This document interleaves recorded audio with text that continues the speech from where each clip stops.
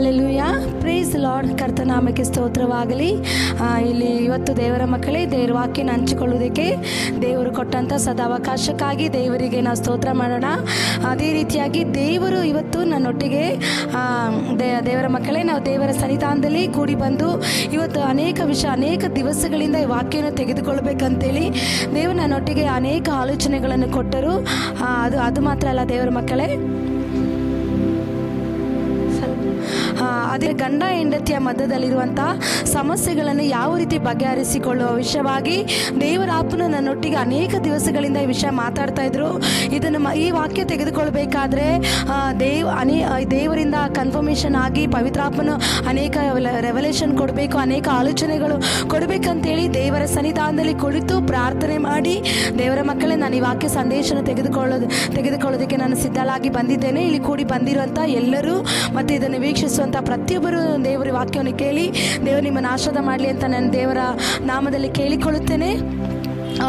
ಇದಕ್ಕೆ ಆಧಾರವಾಗಿ ಸ್ವಲ್ಪ ಸಮಯ ನಾವು ಪ್ರಾರ್ಥನೆ ಮಾಡಿಕೊಳ್ಳೋಣ. ಈ ವಿಷಯಕ್ಕಾಗಿ ನಾವು ಪ್ರಾರ್ಥನೆ ಮಾಡೋಣ.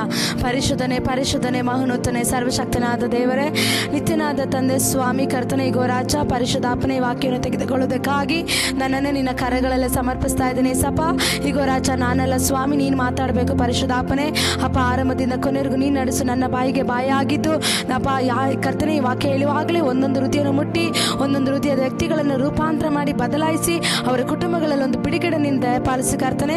ನೀನು ಹಾಗೆ ಮಾಡೋದಕ್ಕಾಗಿ ಸ್ತೋತ್ರ. ಎಲ್ಲವನ್ನ ಯೇಸು ಕ್ರಿಸ್ತನ ನಾಮದಲ್ಲಿ ಬೇಡಿಕೊಳ್ಳುತ್ತೇನೆ ತಂದೆ, ಆಮೆನ್. ಹಾಲೆಲೂಯಾ.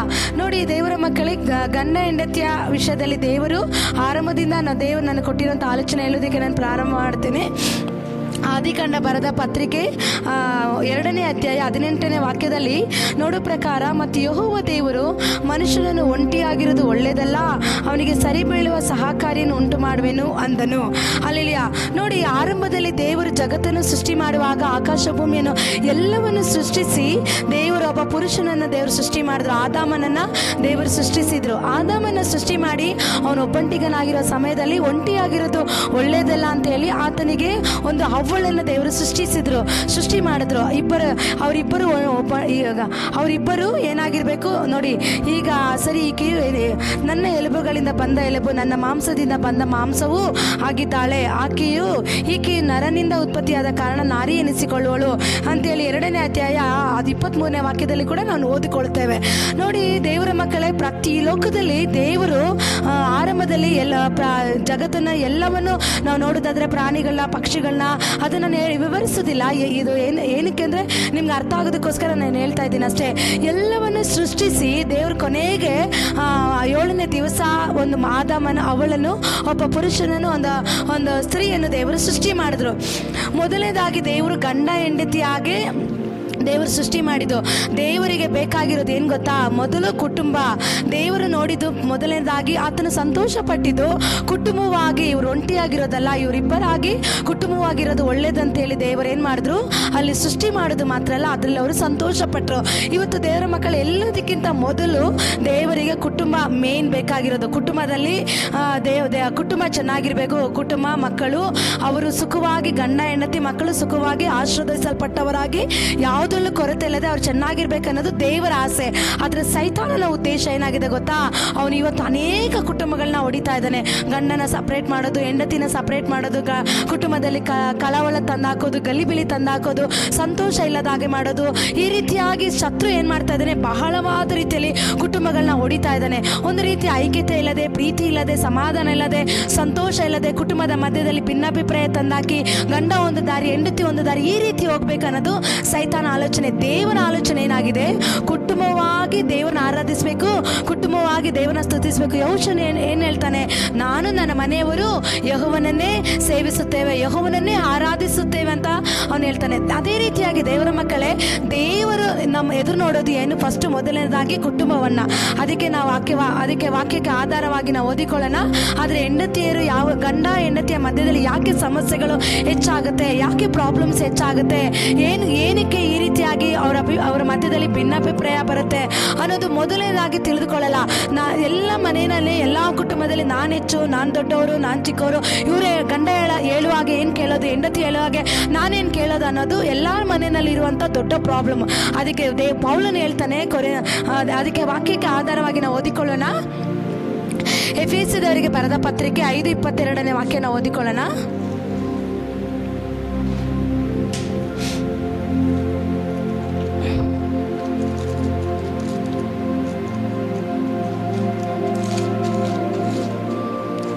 ಎಫೆಸದವರಿಗೆ ಬರೆದ ಪತ್ರಿಕೆ 5:22 ನಾವು ಓದುವ ಪ್ರಕಾರ, ಸ್ತ್ರೀಯರೇ ನೀವು ಕರ್ತನಿಗೆ ಹೇಗೋ ಹಾಗೆ ನಿಮ್ಮ ಗಂಡಂದರಿಗೆ ಅಧೀನರಾಗಿರಿ. ಕ್ರಿಸ್ತನ ಸಭೆಗೆ ತಲೆಯಾಗಿರೋ ಪ್ರಕಾರವೇ ಗಂಡನ ಹೆಂಡತಿಗೆ ತಲೆಯಾಗಿದ್ದಾನೆ.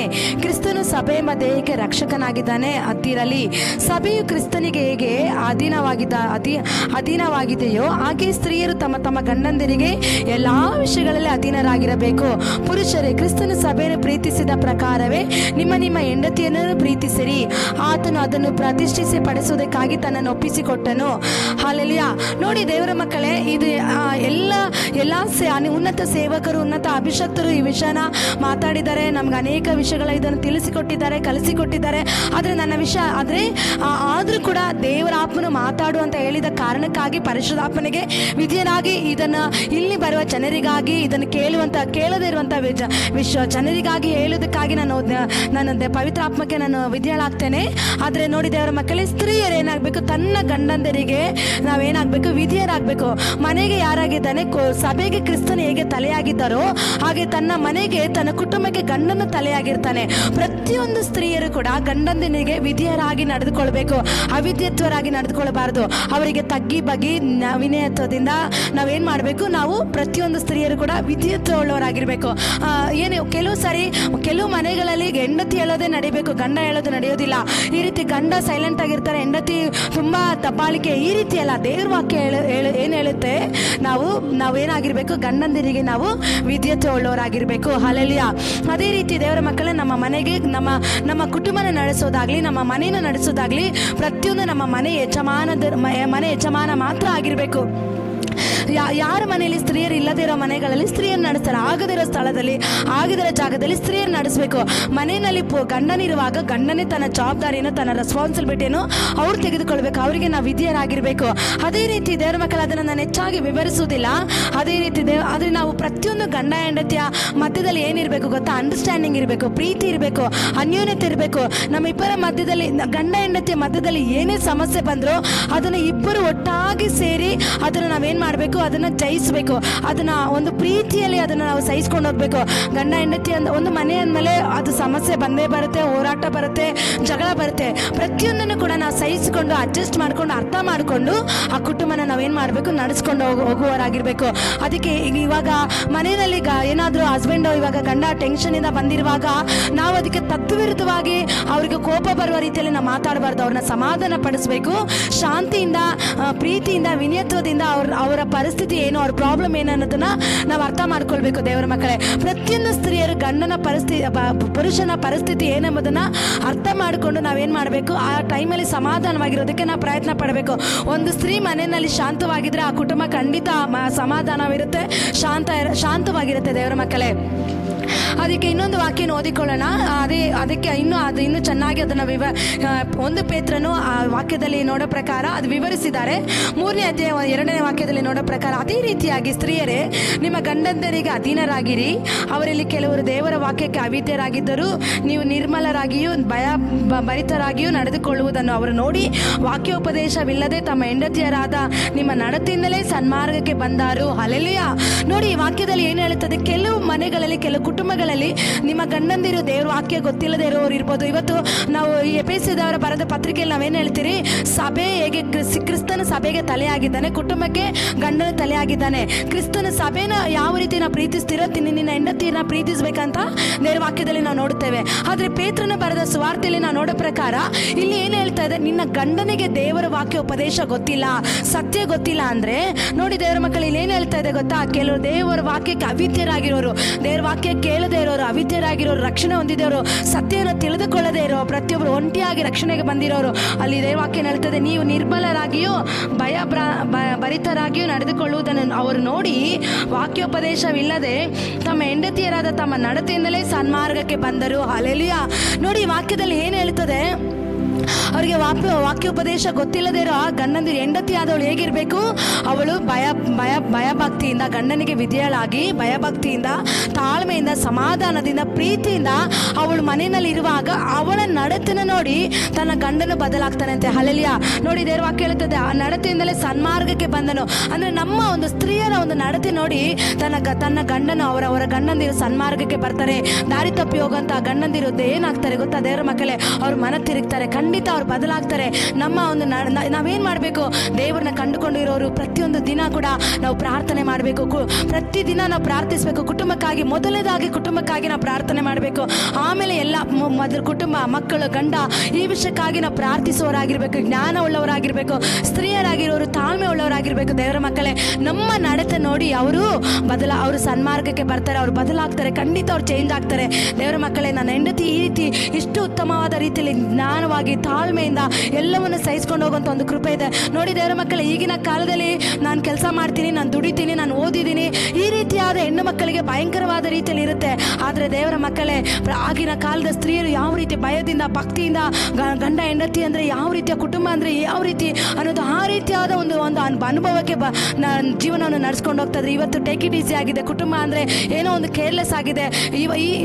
ಇವತ್ತು ಇನ್ನೊಂದು ಡೈವರ್ಸ್ ಅನ್ನೋದು ದೇವರ ಮಕ್ಕಳೇ ಇವತ್ತು ನೋಡೋದಾದ್ರೆ ಡೈವರ್ಸ್ ಭಯಂಕರವಾದ ರೀತಿಯಲ್ಲಿ ಇವರಿಲ್ಲ ಅಂದ್ರೆ ಬಿಡಿ, ಮತ್ತೊಂದು ಗಂಡ ಇರ್ತಾರೆ, ಮತ್ತೊಂದು ಮದುವೆ ಮಾಡ್ಕೊಂಡ್ರೆ ಪರವಾಗಿಲ್ಲ, ಮತ್ತೊಂದು ಮದುವೆ ಮಾಡ್ಕೊಳ್ಬೋದು ಅಂತೇಳಿ ಇವತ್ತು ಕಷ್ಟ ಬಂದ್ರೆ ಸಾಕು, ಹೋರಾಟ ಬಂದ್ರೆ ಸಾಕು, ಪ್ರತಿಕೂಲ ಬಂದ್ರೆ ಸಾಕು, ಅದನ್ನ ಜಯಿಸುವಂತ ಒಂದು ಶಕ್ತಿ ಅವರಲ್ಲಿ ಇರೋಲ್ಲ.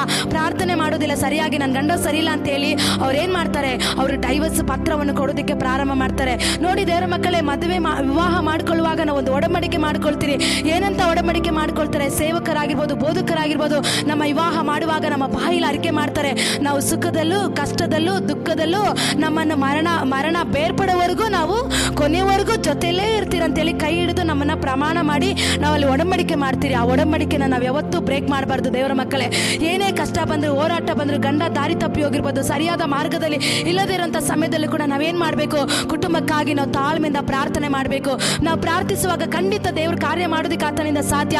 ಅವರು ಮದ್ಯಪಾನ ಮಾಡ್ತಾ ಇರ್ಬೋದು, ಲೋಕ ರೀತಿಯಲ್ಲಿ ಜೀವಿಸ್ತಾ ಇರ್ಬೋದು, ಪಾಪದಲ್ಲಿ ಬಿದ್ದಿರ್ಬೋದು. ನಾನು ದೇವರ ಪಾತ್ರದಲ್ಲಿ ಕುಳಿತು ನಾನು ಪ್ರಾರ್ಥನೆ ಮಾಡ್ತಾ ನನ್ನ ಗಂಡನ ಬದಲಾಯಿಸೋದಕ್ಕೆ ನನ್ನ ದೇವರಿಂದ ಸಾಧ್ಯ ಅಂತ ಯಾವಾಗ ನೀನು ನಂಬಿಕೆ ಇಟ್ಟು ನೀನು ಪ್ರಾರ್ಥನೆ ಮಾಡ್ತೀಯಾ, ನಿನ್ನ ನಡತೆ ನೋಡಿ, ನಿನ್ನ ಸ್ವಭಾವ ನೋಡಿ, ನಮ್ಮ ನಡತೆ, ನಮ್ಮ ಸ್ವಭಾವ ನೋಡಿ ಅವ್ರು ಬದಲಾಗೋದಕ್ಕೆ ಸಾಧ್ಯ ದೇವರ ಮಕ್ಕಳೇ. ಇವತ್ತೆಷ್ಟೋ ಜನ ಸ್ತ್ರೀಯರು ಗಂಡಂದಿನಿಗೆ ವಿಧಿಯರಾಗೋದಿಲ್ಲ. ಗಂಡ ಒಂದು ಮಾತು ಮಾತಾಡಿದ್ರೆ 10 ಮಾತು ಮಾತಾಡುವಾಗ ಏನಾಗುತ್ತೆ? ಅಲ್ಲಿ ಕುಟುಂಬ ಒಡೆದು ಹೋಗುತ್ತೆ, ಕುಟುಂಬ ಬ್ರೇಕ್ ಆಗುತ್ತೆ. ದೇವರ ಮಕ್ಕಳೇ, ಅದಕ್ಕೆ ಅವಕಾಶ ಕೊಡದೆ ನಾವೇನಾಗಿರ್ಬೇಕು? ಪ್ರಾರ್ಥನೆಯಲ್ಲಿ, ದೇವರ ಭಯದಲ್ಲಿ, ಭಕ್ತಿಯಲ್ಲಿ ನಾವೇನು ಮಾಡಬೇಕು? ಕುಟುಂಬನ ಕಟ್ಟುವವರಾಗಿರ್ಬೇಕು ದೇವರ ಮಕ್ಕಳೇ. ಅದೇ ರೀತಿಯಾಗಿ ನಾವು ಒಂಟಿಯಾಗಿರೋದಲ್ಲ, ಕುಟುಂಬಸ್ಥರಾಗಿರ್ಬೇಕನ್ನೋದು ದೇವರ ಆಸೆ, ದೇವರ ಚಿತ್ತ. ಇವತ್ತು ಗಂಡ ಹೆಂಡತಿನ ಸಪ್ರೇಟ್ ಮಾಡಿ ಮಕ್ಕಳನ್ನ ದಾರಿ ತಪ್ಪಿಸೋ ಲೋಕ ರೀತಿಯಲ್ಲಿ ಹೋಗೋದು ಸೈತಾನ ಉದ್ದೇಶ ಆಗಿದೆ. ಆದರೆ ದೇವರ ಮಕ್ಕಳೇ, ದೇವರ ವಾಕ್ಯದಲ್ಲೆಲ್ಲ ಪ್ರಕಾರ ಗಂಡ ಹೆಂಡತಿ ಮಕ್ಕಳು ಕುಟುಂಬವಾಗಿ ದೇವರನ್ನ ಆರಾಧನೆ ಮಾಡೋದು, ದೇವರನ್ನ ಸ್ತುತಿಸೋದೇ ದೇವರ ಚಿತ್ತವಾಗಿದೆ. ಅದೇ ರೀತಿ ದೇವರ ಮಕ್ಕಳೇ, ಅದೇ ರೀತಿ ಪುರುಷರು ಕೂಡ ದೇವರ ವಾಕ್ಯದಲ್ಲಿ ನೋಡೋ ಪ್ರಕಾರ 17ನೇ ಇವತ್ತು ಸ್ತ್ರೀಯರಿಗೆ ಮಾತ್ರ ಹೇಳ್ತಾರೆ, ಪುರುಷರಿಗೆ ಹೇಳಲ್ಲ ಅಂತಲ್ಲ. ಅದೇ 7ನೇ ವಾಕ್ಯದಲ್ಲಿ ನಾವು ನೋಡೋಣ. ಅದೇ ರೀತಿಯಾಗಿ ಪುರುಷರೇ, ಸ್ತ್ರೀಯು ಪುರುಷನಿಗಿಂತ ಬಲಹೀನವಾದಳೆಂದು ಜ್ಞಾಪಕ ಮಾಡಿಕೊಂಡು ನಿಮ್ಮ ಹೆಂಡತಿಯರ ಸಂಗಡ ವಿವೇಕದಿಂದ ಒಗೆತನ ಮಾಡಿರಿ. ಅವರ ಜೀವ ಹೊರಕ್ಕೆ ನಿಮ್ಮೊಂದಿಗೆ ಬಾಧ್ಯರಾಗಿದ್ದಾರೆಂದು ತಿಳಿದು ಅವರಿಗೆ ಮಾನವನ್ನು ಸಲ್ಲಿಸಿರಿ. ಹೀಗೆ ನಡೆದರೆ ನಿಮ್ಮ ಪ್ರಾರ್ಥನೆಗಳಿಗೆ ಅಡ್ಡಿ ಇರೋದಿಲ್ಲ. ಹಲ್ಲೆಲೂಯಾ. ನೋಡಿ ದೇವರ ಮಕ್ಕಳು, ಒಬ್ಬ ಕ್ರಿಸ್ತನನ್ನು ಅಂಗೀಕಾರ ಮಾಡಿ ವಾಕ್ಯವನ್ನು ಗೊತ್ತಿದ್ದು ಸತ್ಯವನ್ನು ತಿಳಿದುಕೊಂಡು ಪ್ರತಿಯೊಂದು ವ್ಯಕ್ತಿ ಕೂಡ ನಾವೇನು ಮಾಡಬೇಕು? ಪುರುಷರು ಏನು ಮಾಡಬೇಕು? ಸ್ತ್ರೀಯರು ಒಂದು ಬಲಹೀನವಾದ ಪಾತ್ರೆ ಅಂತೇಳಿ ನಾವು ಸ್ತ್ರೀಯರನ್ನ ನಾವು ಪ್ರೀತಿಸುವವರಾಗಿರ್ಬೇಕು ದೇವರ ಮಕ್ಕಳೇ.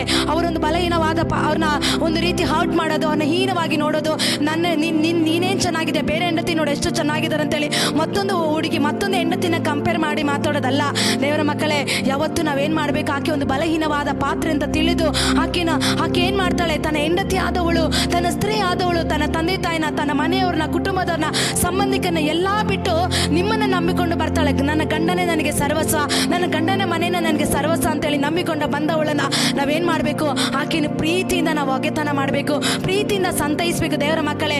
ಆಗ ದೇವರ ನಮ್ಮ ಇವತ್ತು ದೇವರ ವಾಕ್ಯ ಹೇಳ್ತದೆ, ನಿನ್ನ ಶರೀರವನ್ನು, ಸ್ವಂತ ಶರೀರವನ್ನು ಹೇಗೆ ನೀನು ಪ್ರೀತಿಸ್ತೀಯೋ ಅದೇ ರೀತಿ ನೀನು ಹೆಂಡತಿನ ಪ್ರೀತಿಸು. ಯಾರು ತನ್ನ ಶರೀರಕ್ಕೆ ಗಾಯ ಮಾಡ್ಕೊಳ್ಳೋದಿಲ್ಲ. ಇವತ್ತು ದೇವರ ಮಕ್ಕಳೇ, ಒಬ್ಬ ಪುರುಷ ಯಾರೇ ಆಗಿರ್ಬೋದು ತನ್ನ ಶರೀರವನ್ನು ಚಾಕುವಿಂದ ಕುಯ್ಕೊಳ್ತಾರ? ಇಲ್ಲ. ತನ್ನ ಗಾಯಪಡಿಸ್ಕೊಳ್ತಾರ? ಇಲ್ಲ. ನಿನ್ನ ಶರೀರವನ್ನು ನಿನ್ನ ಶರೀರವನ್ನು ಯಾವ ರೀತಿ ಪ್ರೀತಿಸ್ತೀರೋ ಅದೇ ರೀತಿ ನಿನ್ನ ಹೆಂಡತಿಯನ್ನು ಪ್ರೀತಿಸ್ರಿ ಅಂತೇಳಿ ದೇವರ ವಾಕ್ಯದಲ್ಲಿ ನಾವು ಓದುತ್ತೇವೆ ದೇವರ ಮಕ್ಕಳೇ. ಅದೇ ರೀತಿ ದೇವರ ಮಕ್ಕಳೇನ ಯಾವಾಗ ಗಂಡ ಹೆಂಡತಿನ ಅರ್ಥ ಮಾಡ್ಕೊಂಡು, ಹೆಂಡತಿ ಗಂಡನ ಅರ್ಥ ಮಾಡಿಕೊಂಡು ಪ್ರೀತಿಯಲ್ಲಿ ಅನ್ಯೋನ್ಯತೆಯಲ್ಲಿ ನಾವು ಹೋಗ್ತೀರಾ, ಖಂಡಿತ ಕುಟುಂಬ ಯಾವಾಗಲೂ ಸುಖವಾಗಿ, ಸುಂದರವಾಗಿ, ಚೆನ್ನಾಗಿ ದೇವ್ರು ನಡೆಸೋದಕ್ಕೆ ಸಾಧ್ಯವಾಗಿರುತ್ತೆ ದೇವರ ಮಕ್ಕಳೇ. ಇವತ್ತು ದೇವ್ರು ನಮ್ಮನ್ನ ಎದುರು ನೋಡ್ತಾ ಇರೋದು ಏನು? ಕುಟುಂಬ ಚೆನ್ನಾಗಿರ್ಬೇಕು, ಮಕ್ಕಳು ದೇವರಿಗೋಸ್ಕರ ಕುಟುಂಬವಾಗಿ ದೇವ್ರನ್ನ ಆರಾಧಿಸಬೇಕು, ಮಕ್ಕಳೆಲ್ಲರೂ ದೇವರ ಸನ್ನಿಧಾನಕ್ಕೆ ಬರಬೇಕು, ದೇವ್ರನ್ನ ಆರಾಧಿಸಬೇಕು, ದೇವ್ರನ್ನ ಸ್ತುತಿಸ್ಬೇಕಂತೇಳಿ ಇವತ್ತು ದೇವ್ರು ನೋಡ್ತಾ ಇದ್ದಾರೆ. ಆದರೆ ಸೈತಾನ ಏನು ಮಾಡ್ತಾ ಇದ್ದಾನೆ? ಇವತ್ತು ಅನೇಕ ಕುಟುಂಬಗಳನ್ನ ಒಡೆದು, ಅನೇಕ ಕುಟುಂಬಗಳಲ್ಲಿ ಗಂಡ ಒಂದು ಕಡೆ, ಹೆಂಡತಿ ಒಂದು ಕಡೆ ದಾರಿ ತಪ್ಪಿ ಹೋಗಿ ಡೈವರ್ಸ್ ಅಂತ ಒಂದು ರೀತಿಯಲ್ಲಿ ಅವರ ಕುಟುಂಬ ಜೀವನ ಹಾಳು ಮಾಡಿಕೊಂಡು ಬರುವಂಥ ಕಷ್ಟಗಳನ್ನು ಸಹಿಸ್ಕೊಳ್ಳೋಕ್ಕಾಗದೆ, ಪ್ರೀತಿ ಇಲ್ಲದೆ, ಅನ್ಯೋನ್ಯತೆ ಇಲ್ಲದೆ, ಬರೋದನ್ನ ಎದುರಿಸೋಕ್ಕಾಗದೆ ದೇವರ ಮಕ್ಕಳು ಇವತ್ತು ಸಪ್ರೇಟ್ ಆಗಿ ಕುಟುಂಬ ಬೇರೆ ಬೇರೆ ಆಗಿ ಇವತ್ತು ಅನೇಕ ಲೋಕದವರಿಗೆ ನೋಡೋದಕ್ಕೆ ಸಾಕ್ಷಿ ಇಲ್ಲದ ರೀತಿಯಲ್ಲಿ ಇವತ್ತು ಎಷ್ಟೋ ಜನ ಕ್ರೈಸ್ತರು ಜೀವಿಸ್ತಾ ಇದ್ದಾರೆ ದೇವರ ಮಕ್ಕಳೇ. ದೇವರು ನಮ್ಮಿಂದ ನಿಶ್ಚಯಿಸೋದೇನು? ಗಂಡ ಹೆಂಡತಿ ಪ್ರೀತಿಯಲ್ಲಿ, ಅನ್ಯೋನ್ಯತೆಯಲ್ಲಿ, ಸಮಾಧಾನದಲ್ಲಿ ಇರಬೇಕು. ನಾವು ಕುಟುಂಬವಾಗಿ ದೇವ್ರನ್ನ ಆರಾಧಿಸಬೇಕು, ಕುಟುಂಬವಾಗಿ ದೇವರ ಸೇವೆ ಮಾಡಬೇಕು, ಮತ್ತೊಬ್ಬರಿಗೆ ನಾವು ಸಾಕ್ಷಿ ಉಳ್ಳವರಾಗಿರ್ಬೇಕು ಅನ್ನೋದು ದೇವರ ಚಿತ್ತವಾಗಿದೆ ದೇವರ ಮಕ್ಕಳೇ. ಅದೇ ರೀತಿಯಾಗಿ ದೇವರ ಮಕ್ಕಳೇ, ದೇವರ ನಮ್ಮ ಮಲ್ಯಕ್ಕೆ ಬರೆದ ಪತ್ರಿಕೆಯಲ್ಲಿ ನಾವು ಓದುತ್ತೇವೆ 2:14 ಗಂಡ ಹೆಂಡತಿಯ ಮಧ್ಯದಲ್ಲಿ ನಮ್ಮ ದೇವರ ಮಧ್ಯಸ್ಥಿಕನಾಗಿರ್ಬೇಕು, ಬೇರೆ ಯಾರು ಮಧ್ಯಸ್ಥಿಕೆ ನಡೆಸಬಾರ್ದು ದೇವರ ಮಕ್ಕಳೇ. ನಮ್ಮ ಮಧ್ಯದಲ್ಲಿ ಮೊದಲು ದೇವರಿಗೆ ನಾವು ಪ್ರಿಯಾರಿಟಿ ಕೊಡಬೇಕು, ಮೊದಲು ದೇವರಿಗೆ ನಾವು ಪ್ರಿಫರೆನ್ಸ್ ಕೊಡಬೇಕು, ದೇವರು ನಮ್ಮ ಮಧ್ಯದಲ್ಲಿ ಇರಬೇಕು. ಬೇರೆ ಲೋಕದವರು, ಸ್ನೇಹಿತರು, ಇವತ್ತೆಷ್ಟೋ ಗಂಡ ಹೆಂಡತಿ ಮಧ್ಯದಲ್ಲಿ ಅವರ ಸ್ನೇಹಿತರು ಅವ್ರ ಮಧ್ಯದಲ್ಲಿ ಇರ್ತಾರೆ, ಅವರ ಮನೆಯವರು ಅವ್ರ ಮಧ್ಯದಲ್ಲಿ ಇರ್ತಾರೆ, ಅವ್ರ ಕುಟುಂಬದವರು ಅವ್ರ ಮಧ್ಯದಲ್ಲಿ ಇರ್ತಾರೆ ದೇವರ ಮಕ್ಕಳೇ. ಅದಲ್ಲ ದೇವರ ಮಕ್ಕಳೇ. ದೇವರ ವಾಕ್ಯದಲ್ಲಿ ನೋಡೋ ಪ್ರಕಾರ ಮೊದಲು ಗಂಡ ಹೆಂಡತಿ ಮಧ್ಯದಲ್ಲಿ ನಮ್ಮ ದೇವರು ಮಧ್ಯಸ್ಥಿಕೆ ನಡೆಸಬೇಕು, ಅವರು ಮಧ್ಯಸ್ಥಿಕರಾಗಿರ್ಬೇಕು. ನಮ್ಮ ಗಂಡ ಹೆಂಡತಿ ಮಧ್ಯದಲ್ಲಿ ಅವರು ಕೈ ಜೋಡಿಸಿ ನಮ್ಮ ಜೊತೆ ಸೇರಿ, ನಮ್ಮ ಒಟ್ಟಿಗೆ ಸೇರಿ ಅವರು ಪ್ರಾರ್ಥನೆ ಮಾಡಬೇಕು ದೇವರ ಮಕ್ಕಳೇ. ಆವಾಗ ನಮ್ಮ ಕುಟುಂಬ ಚೆನ್ನಾಗಿರುತ್ತೆ. ಈ ರೀತಿಯಾಗಿ ದೇವರ ಮಕ್ಕಳೇ, ಪ್ರತಿಯೊಂದು ವಿಷಯದಲ್ಲೂ ನಾವೇನಾಗಿರ್ಬೇಕು? ತಾಳ್ಮೆಯಿಂದ, ಸಮಾಧಾನದಿಂದ, ಪ್ರೀತಿಯಿಂದ, ಅನ್ಯೋನ್ಯತೆಯಲ್ಲಿ ನಾವು ಹೋಗ್ಬೇಕು ದೇವರ ಮಕ್ಕಳೇ. ಸ್ತ್ರೀಯರು ಬಲವೀನವಾದ ಪಾತ್ರೆಯಿಂದ ತಿಳಿದು ನಾವು ಗಂಡ ಹೆಂಡತಿಯಾಗಿ ನಾವು ಹೆಂಡತಿನ ನಮ್ಮ ಶರೀರ ರೀತಿಯಲ್ಲಿ ಪ್ರೀತಿಸಬೇಕು. ಇವತ್ತು ಕುಟುಂಬದಲ್ಲಿ ಅನೇಕ ಸಮಸ್ಯೆಗಳು ಬರುತ್ತೆ, ಹೋರಾಟ ಬರುತ್ತೆ, ಪ್ರತಿಕೂಲ ಬರುತ್ತೆ. ಆದರೆ ಗಂಡ ಹೆಂಡತಿಯಾಗಿದ್ದು ಒಟ್ಟಾಗಿದ್ದು, ಬಾ ನಮ್ಮ ಕುಟುಂಬದಲ್ಲಿ ಸಮಸ್ಯೆ ಇದೆ, ನನಗೆ ಹಣಕಾಸಿನದಲ್ಲಿ ಸಾಲದಲ್ಲಿ ನಾವು ಮುಳುಗೋಗ್ತಾ ಇದ್ದೀವಿ, ಇಕ್ಕಟ್ಟಿನಲ್ಲಿ ಮುಳುಗೋಗ್ತಾ ಇದ್ದೀವಿ ಅಂತೇಳಿ ಒಟ್ಟಾಗಿ ಸೇರಿ ಪ್ರಾರ್ಥನೆ ಮಾಡಿ. ಇಲ್ಲ ನಿಮ್ಮ ಗಂಡ ದಾರಿ ತಪ್ಪು ಹೋಗಿದ್ದಾರಾ, ನಿಮ್ಮ ಗಂಡ ನಿಮ್ಮನ್ನು ಬಿಟ್ಟು ದೂರ ಹೋಗಿದ್ದಾರಾ, ಇವತ್ತು ನಿಮ್ಮ ಒಂದು ಪ್ರಾರ್ಥನೆ ಮೂಲಕ, ನಿಮ್ಮ ಒಂದು ಸ್ವಭಾವದ ಮೂಲಕ, ನಿಮ್ಮ ಒಂದು ಶಾಂತಿ, ಪ್ರೀತಿ, ಸದ್ಗುಣದ ಮೂಲಕ, ನಿಮ್ಮ ಒಂದು ಆಲೋಚನೆ ಮೂಲಕ ದೇವರ ಮಕ್ಕಳು ಅವರು ಬದಲಾಗೋದಕ್ಕೆ ಸಾಧ್ಯವಾಗುತ್ತದೆ. ನೋಡಿ ದೇವರ ಮಕ್ಕಳೇ, ಪೇತ್ರನು ಬರೆದ ಪತ್ರಿಕೆಯಲ್ಲಿ ನಾವು ನೋಡೋ ಪ್ರಕಾರ, ಆ ವಾಕ್ಯದಲ್ಲಿ ನೋಡೋ ಪ್ರಕಾರ, ಯಾವಾಗ ಹೆಣ್ಣು ಮಕ್ಕಳು ನಾವೇನಾಗಿರ್ಬೇಕು? ಜಡೆ ಅನ್ಕೊಳ್ಳೋದು, ಚಿನ್ನ ಒಡವೆ ಹಾಕೊಳ್ಳೋದು, ವಸ್ತ್ರ ಧರಿಸ್ಕೊಳ್ಳೋದು, ಇದರಲ್ಲೇ ನಮ್ಮ ಶೃಂಗಾರವಾಗಿರಬಾರ್ದು ದೇವರ ಮಕ್ಕಳೇ. ನಾವೇನಾಗಿರ್ಬೇಕು? ಹೊರಗಿನ ಶೃಂಗಾರಕ್ಕಿಂತ ಒಳಗಿನ ನಮ್ಮ ಒಳಗಿನ ಶೃಂಗಾರ, ಹೊರಗಣ ಶೃಂಗಾರ ನಿಮ್ಮ ಅಲಂಕಾರವಾಗಿರಬಾರದು. ಸಾತ್ವಿಕತವಾದ ಶಾಂತ ಮನಸ್ಸೆಂಬ ಒಳಗಣ ಭೂಷಣವೇ ನಮ್ಮ ಅಲಂಕಾರವಾಗಿರಬೇಕು. ಹಲ್ಲೆಲೂಯಾ. ಹೊರಗಡೆ ಶೃಂಗಾರ ಮಾಡಿಕೊಂಡೆ ನಾವು ಯಾವಾಗಲೂ, ಇವತ್ತು ಕುಟುಂಬ ಏನಾದರೂ ಪರವಾಗಿಲ್ಲ, ಗಂಡ ಎಲ್ಲೋದ್ರೂ ಪರವಾಗಿಲ್ಲ, ನಾನು ಚೆನ್ನಾಗಿರೋ ಸೀರೆ ಹಾಕ್ಕೊಳ್ಬೇಕು, ಅನೇಕರಿಗೆ ನಾನು ಚೆನ್ನಾಗಿ ಕಾಣಬೇಕು, ಅನೇಕರು ನೋಡಿ ನನ್ನ ಹೊಗಳ್ಬೇಕು, ಅನೇಕರು ನನ್ನ ನೋಡಿ ನಾನು ಹೈಲೈಟಾಗಿ ಕಾಣಬೇಕು ಅನ್ನೋದು ಹೊರಗಿನ ಶೃಂಗಾರದಲ್ಲಿ ನಾವು ಹೆಚ್ಚು ತೊಡಗದಂತೆ ಒಳಗಿನ ಶೃಂಗಾರವೇ ನಮ್ಮ ಅಲಂಕಾರವಾಗಿರ್ಬೇಕು. ಯಾವುದು ಒಳಗಿನ ಶೃಂಗಾರ? ದೇವರ ಮಕ್ಕಳೇ, ದೇವರ ವಾಕ್ಯ ಹೇಳುತ್ತೆ, ಸಾತ್ವಿಕತ್ವವಾದ ಶಾಂತ ಮನಸ್ಸು ಎಂಬ ಒಳಗಣ ಭೂಷಣ ನಾವು ಧರಿಸಿಕೊಂಡವರಾಗಿರ್ಬೇಕು. ಅದು ನಮ್ಮ ಅಲಂಕಾರವಾಗಿರ್ಬೇಕು. ಹೌದು, ಅಯ್ಯೋ ನಾನು ಕ್ರೈಸ್ತಳಾಗಿದ್ದೇನೆ, ನಾನು ದೇವರ ಮಗಳಾಗಿದ್ದೇನೆ, ನಾನು ಅತಿ ಭಕ್ತಿಳು, ನಾನು ಯಾವ ವಸ್ತ್ರನ ಹಾಕೊಳ್ಳೋದಿಲ್ಲ ಅಂತೇಳಿ ಈ ರೀತಿ ಗಂಡನಿಗೆ ಇಷ್ಟವಾಗದ ರೀತಿಯಲ್ಲ, ಗಂಡನಿಗೆ ಇಷ್ಟವಾಗೋ ರೀತಿಯಲ್ಲ ಒಳ್ಳೆ ವಸ್ತ್ರ ಹಾಕೊಳ್ಬೇಕು, ಚೆನ್ನಾಗಿ ಕಾಣಬೇಕು, ನಾವು ಬ್ಯೂಟಿಫುಲ್ ಆಗಿ ಕಾಣಬೇಕು. ಅದು ಮಾತ್ರ ಅಲ್ಲ ದೇವರ ಮಕ್ಕಳೇ. ಆದರೆ ಪೌಲನು ಹೇಳ್ತಾನೆ, ಹೊರಗಿನ ಅಲಂಕಾರ ಶೃಂಗಾರ ಮಾಡ್ಕೊಳ್ಳೋದಕ್ಕಿಂತ ಹೆಚ್ಚಾಗಿ ಒಳಗಿನ ಶೃಂಗಾರವೇ ನಮ್ಮ ಅಲಂಕಾರವಾಗಿರ್ಬೇಕು. ಏನು? ದೀನ ಮನಸ್ಸು, ಮತ್ತೆ ಏನು ಹೇಳುತ್ತದೆ ದೇವರ ವಾಕ್ಯ ಹೇಳುತ್ತದೆ? ದೀನ ಮನಸ್ಸು ಇರಬೇಕು, ನಮ್ಮ ಒಳಗಡೆ ಶಾಂತ ಮನಸ್ಸು ಇರಬೇಕು. ಅದಿದ್ರೆ ಮಾತ್ರನೇ ದೇವರ ಮಕ್ಕಳೇ ನಮ್ಮ ಕುಟುಂಬ ಕಟ್ಟೋದಕ್ಕಾಗೋದು ದೇವರ ಮಕ್ಕಳೇ. ಈ ರೀತಿ ಹೆಚ್ಚು ನಾವು ಲೋಕದ ರೀತಿಯಲ್ಲಿ, ಲೋಕದ ಕಾರ್ಯಗಳಲ್ಲಿ ತೊಡಗಿಸಿಕೊಳ್ಳದಂತೆ ದೇವರ ಚಿತ್ತಕ್ಕೆ ನಮ್ಮನ್ನು ಒಪ್ಪಿಸಿಕೊಡೋಣ ದೇವರ ಮಕ್ಕಳೇ. ಅಬ್ರಹಾಮನ ಸಾರಳು ಯಾವ ರೀತಿ ನೋಡಿ, ಅದೇ ವಾಕ್ಯದಲ್ಲಿ ನಾವು ನೋಡೋ ಪ್ರಕಾರ ದೇವರ ಮಕ್ಕಳೇ,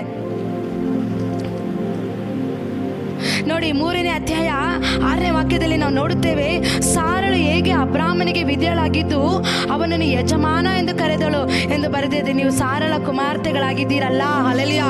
ನೋಡಿ, ಅಬ್ರಾಮನ ಸಾರಳು ಅವರಿಬ್ಬರು ಗಂಡ ಹೆಂಡತಿ ಯಾವ ರೀತಿ ಅವರಿಬ್ಬರು ಒಂದು ಐಕ್ಯತೆಯಲ್ಲಿ, ಒಂದು ಪ್ರೀತಿಯಲ್ಲಿ ಅನೇಕರಿಗೆ ಇವತ್ತು ಮೂಲ ತಂದೆ ಅಬ್ರಾಮನು. ನಾವೇನಾಗಿದ್ದೀವಿ? ಸಾರಳ ಕುಮಾರ್ತೆಗಳಾಗಿದ್ದೇವೆ ದೇವರ ಮಕ್ಕಳೇ. ಆಕೆ ಗಂಡನಿಗೆ ವಿಧಿಯಲಾಗಿ, ಗಂಡನಿಗೆ ಶಾಂತ ಮನಸ್ಸುಳ್ಳವಳಾಗಿ, ಆಕೆ ಒಂದು ಯಾವ ರೀತಿ ಯಜಮಾನನೇ ಎಂದು ಗೌರವಿತವಾಗಿ ಆಕೆಯನ್ನು ಕರೀತಾ ಇದ್ಲು, ಅವರ ಯಜಮಾನರನ್ನ ಕರೀತಾ ಇದ್ದ ದೇವರ ಮಕ್ಕಳೇ. ಹೌದು, ಖಂಡಿತ. ಅಂದರೆ ನಾನು ಕೂಡ ಆರಂಭದಲ್ಲಿ ವಿವಾಹವಾದಾಗ ನಾನು ಒಂದು ಯಾವ ರೀತಿ ಒಂದು ಚಿಕ್ಕ 22 years ಅಲ್ಲೇ ನಾನು ಮದುವೆ ವಿವಾಹ ಆಗಿದ್ದು. ನನಗೆ ದೇವರ ಒಂದು ಚಿತ್ತ ಪ್ರಕಾರ, ದೇವರ ಉದ್ದೇಶ ಪ್ರಕಾರ ದೇವರು ನನಗೆ ಆದಷ್ಟು ಬೇಗ ನನಗೆ ವಿವಾಹ ಸಿದ್ಧವಾಯಿತು.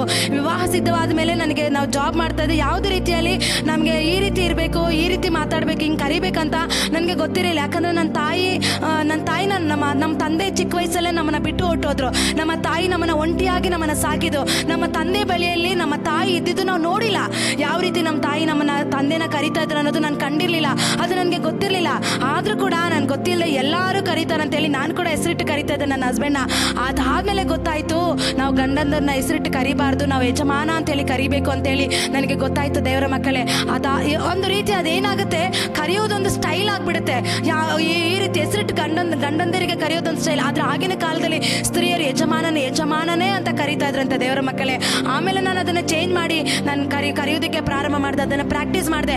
ಪ್ರತಿಯೊಂದು ಕೂಡ ನಮಗೆ ಗೊತ್ತಿಲ್ಲದ ಕೆಲವು ಕಾರ್ಯಗಳು, ಗೊತ್ತಿಲ್ಲದ ಕೆಲವು ಒಬ್ಬರ ನೋಡಿ ನಾವು ಕಲ್ತಿರ್ತೀವಿ, ಅದನ್ನೇ ನಾವು ಪ್ರಾಕ್ಟೀಸ್ ಮಾಡೋದಲ್ಲ ದೇವರ ಮಕ್ಕಳೇ. ನಾವು ಪ್ರತಿಯೊಂದು ಬದಲಾಗಿ ನಾವು ಚೇಂಜ್ ಆಗಬೇಕು ದೇವರ ಮಕ್ಕಳೇ. ಇವತ್ತು ನಾವು ಸಾರಳ ರೀತಿಯಲ್ಲಿ, ಅಬ್ರಾಹ್ಮಣ ರೀತಿಯಲ್ಲಿ ದೇವರ ಮಕ್ಕಳೇ, ಗಂಡ ಹೆಂಡತಿ ಕುಟುಂಬ ಯಾವ ರೀತಿ ನೋಡಿ ದೇವರ ಮಕ್ಕಳ. ಆದಾಮನ ಕಾಲದಲ್ಲಿ ಅವಳು ಗಂಡ ಹೆಂಡತಿ ಕುಟುಂಬದಲ್ಲಿ ಅವರು ತಪ್ಪು, ದೇವರ ನಿಯಮನ ಹಣ್ಣು ತಿನ್ನಬಾರ್ದು ಅಂತ ಹೇಳಿದ್ರು ಕೂಡ ಅವ್ರು ಹಣ್ಣು ತಿಂದು ಅದನ್ನೇನು ಮಾಡಿದ್ರು, ಅವರು ಅಲ್ಲಿ ದೇವರ ಆಶೀರ್ವಾದವನ್ನು ತಳ್ಳಲ್ಪಟ್ಟು ದೇವರ ಆಶೀರ್ವಾದದಿಂದ ಅವ್ರು ದೂರ ಆದರು.